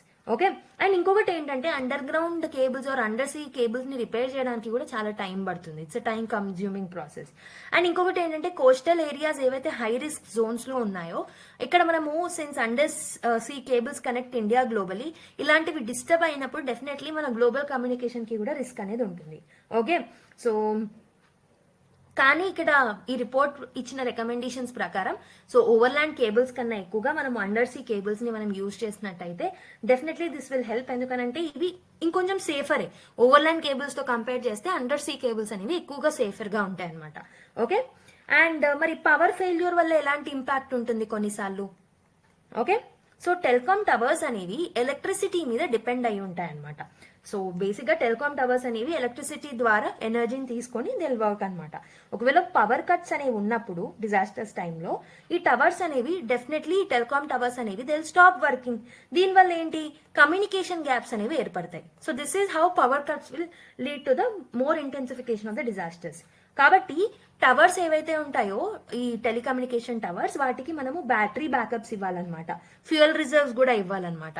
So that వాళ్ళు ఎమర్జెన్సీస్ టైంలో అవి వర్క్ కాకుండా ఉండకుండా మనం చూసుకోవచ్చు. And also lot of times we have poor disaster planning. So ఈ report లో poor disaster planning గురించి కూడా మాట్లాడారనమాట. అయితే మన దగ్గర డిజాస్టర్ మేనేజ్మెంట్ స్ట్రాటజీస్ బాగాలేకపోవడం వల్ల for the telecom, so this is leading to the problem. So ఇప్పుడు ప్రస్తుతం ఉన్న అండర్ గ్రౌండ్ కేబుల్స్ ఏవైతే ఉన్నాయో అవి ప్రాపర్ గా ప్లాన్ చేసి లేవు. ఫ్రీక్వెంట్ గా డిస్రప్షన్స్ అనేవి చూస్తున్నాం అనమాట. సో ఇన్ఫ్రాస్ట్రక్చర్ అనేది డ్యామేజ్ అవుతూ వస్తుంది. కాబట్టి ఈ CDRI ఏం సజెస్ట్ చేసింది అని అంటే, మనము బేసిక్ గా what we have to do is multiple utilities. For example, CDRI is suggesting a dig one policy. Okay, dig one policy ni suggest చేస్తుంది. dig one policy అంటే ఏంటంటే మల్టిపుల్ యూటిలిటీస్ ఏవైతే ఉంటాయో అవన్నీ టుగెదర్ మనం బిల్డ్ చేయాలన్నమాట under ground. For example gas utility కానివ్వండి, water utility కానివ్వండి, ఫైబర్ ఆప్టిక్స్ కానివ్వండి, అవన్నిటిని టుగెదర్ మనం అండర్ గ్రౌండ్ లో టుగెదర్ బిల్డ్ చేసినట్టయితే డెఫినెట్లీ రిపీటెడ్ డిస్రప్షన్స్ అనేవి ఉండవన్నమాట. ఓకే, సో మరి ఏమేమి రికమెండేషన్స్ ఇవ్వడం జరిగింది సిడిఆర్ఐ? పవర్ ఇన్ఫ్రాస్ట్రక్చర్ ని స్ట్రెంగ్ అప్ చేసుకోమనింది. అంటే మనం బ్యాటరీ బ్యాకప్స్ ని పెట్టాలి, ఫ్యూయర్ రిజర్వ్స్ ని కూడా పెట్టాలన్నమాట. And also disaster proof telecom infrastructure ని మనము తీసుకురావాలి. నేను ఏం చెప్పాను, అండర్ గ్రౌండ్ కేబులింగ్ తో పాటు మనము వాటర్, డ్రైనేజ్, పవర్ లైన్స్ వాటన్నిటిని ఒకే దగ్గర పెట్టాలి. Okay, so we have to dig it once. Next, better data and coordination will also help. Network damage అనేది జరిగినప్పుడు, రీస్టోరేషన్ నీడ్స్ అనేవి అవసరం ఉన్నప్పుడు రియల్ టైమ్ ట్రాకింగ్ అనేది మనకు అవసరం అనమాట. ఓకే, డిజాస్టర్ రిస్క్ మోడలింగ్ ని తీసుకురావాలి. So basically telecom resilience or telecom కి సంబంధించిన ఇన్ఫ్రాస్ట్రక్చర్ ని కూడా, సో అవి కూడా ప్రాపర్ గా ప్లానింగ్ చేసేలాగా మనం అర్బన్ ప్లానింగ్ చేసేటప్పుడు, డిఫరెంట్ పాలసీస్ ని తీసుకొచ్చేటప్పుడు వీటన్నిటిని కూడా అందులో ఇంక్లూడ్ చేసి పాలసీస్ ని ఫ్రేమ్ చేయాలన్నమాట. And also parametric insurance. So telecom operators ఎవరైతే ఉన్నారో, so they should not bear the entire commercial losses. Disasters వల్ల కలిగిన లాసెస్ ని వాళ్ళు ఒక్కలే బేర్ చేయకుండా వాళ్ళకి ఇన్సూరెన్స్ ఫెసిలిటీస్ ని కూడా మనం ప్రొవైడ్ చేయాలి. ఓకే, కాబట్టి ఈ డిజాస్టర్ రెసిలియన్స్ కి అండ్ ఇన్ఫ్రాస్ట్రక్చర్ రెసిలియన్స్ కి మనకి మ్యాక్రో అండ్ మైక్రో ఇంటర్వెన్షన్స్ కూడా అవసరం అనమాట. సో బెటర్ డ్రైనేజ్ అనేది అవసరం in the flood prone areas. And also generators ని రైజ్ చేయాలి above the flood levels. And also faster response mechanisms ని తీసుకురావాలి. సో ఆల్టర్నేటివ్ పవర్ సోర్సెస్ కానీ, ఫ్యూయల్ రిజర్వ్స్ కానీ తీసుకొస్తే బాగుంటుంది. So this is how we can actually come up with a better telecom infrastructure. Okay,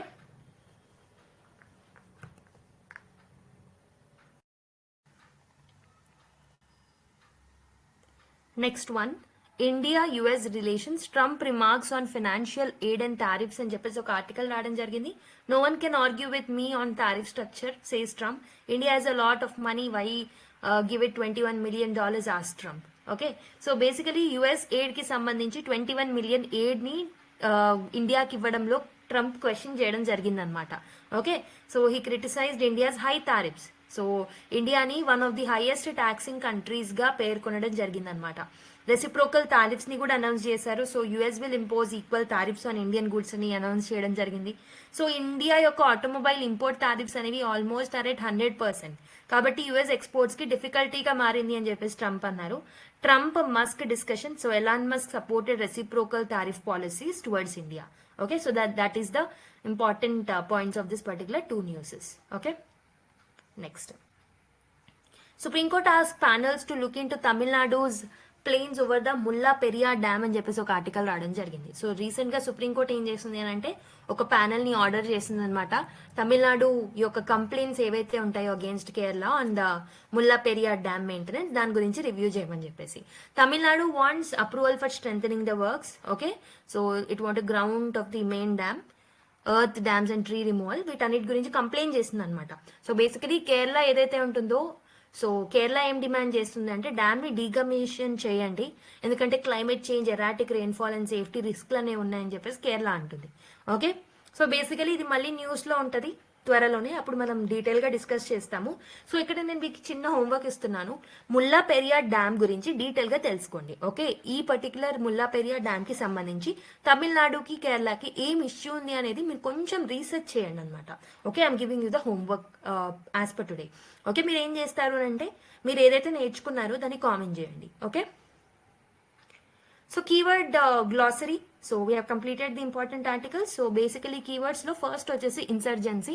so insurgency అంటే ఏంటి? ఇది armed rebellion, మనకు తెలిసిందే. For example, how to use this? North east has experienced prolonged insurgency. దీనివల్ల అక్కడ infrastructure development లో issues అనేవి చూసాం. So that is the first keyword. Reciprocal tariffs. So ఇంతకు ముందే చూసాం కదా. రెసిప్రోకల్ టారిఫ్ అంటే ఏంటంటే ఒక కంట్రీ ఇంకో కంట్రీ మీద టారిఫ్స్ ని విధిస్తే, సో దానికి రిటాలియేషన్ గా if the second country is imposing the high tariffs on the first country, దాన్నే మనం రెసిప్రోకల్ టారిఫ్స్ అని అంటూ ఉంటాం. Okay, so basically US had implemented reciprocal tariffs in response to India's high import duties అని చెప్పేసి మనం అలా యూజ్ చేసుకోవచ్చు. Disaster resilience. So the ability of infrastructure and communities to withstand and recover from the disaster is nothing but disaster resilience. So CDRI report recent ga disaster resilience మీద ఇవ్వడం జరిగింది in telecom infrastructure, so that మనం connectivity crisis లో ఉన్న connectivity issues ని solve చేయొచ్చు. Okay, so these are the 3 important keywords that we have picked up. Okay, I hope you have understood. So with this we have completed the discussion from today's newspaper, important articles discussion, and almost Manipur articles 4 to 5 ఉన్నాయి కాబట్టి వాటిని డీటెయిల్గా discuss చేసుకోవడం జరిగింది. Okay, మీకు నచ్చినట్టయితే like చేయండి, మీ యొక్క ఫీడ్బ్యాక్ని కామెంట్ బాక్స్ ద్వారా తెలియజేయండి, అండ్ మీ ఫ్రెండ్స్ అండ్ ఫెలో ఆస్పిరెంట్స్తో మన వీడియోస్ని షేర్ చేసుకోండి. Thank you everyone, let's meet in the next class. Until then take care, by.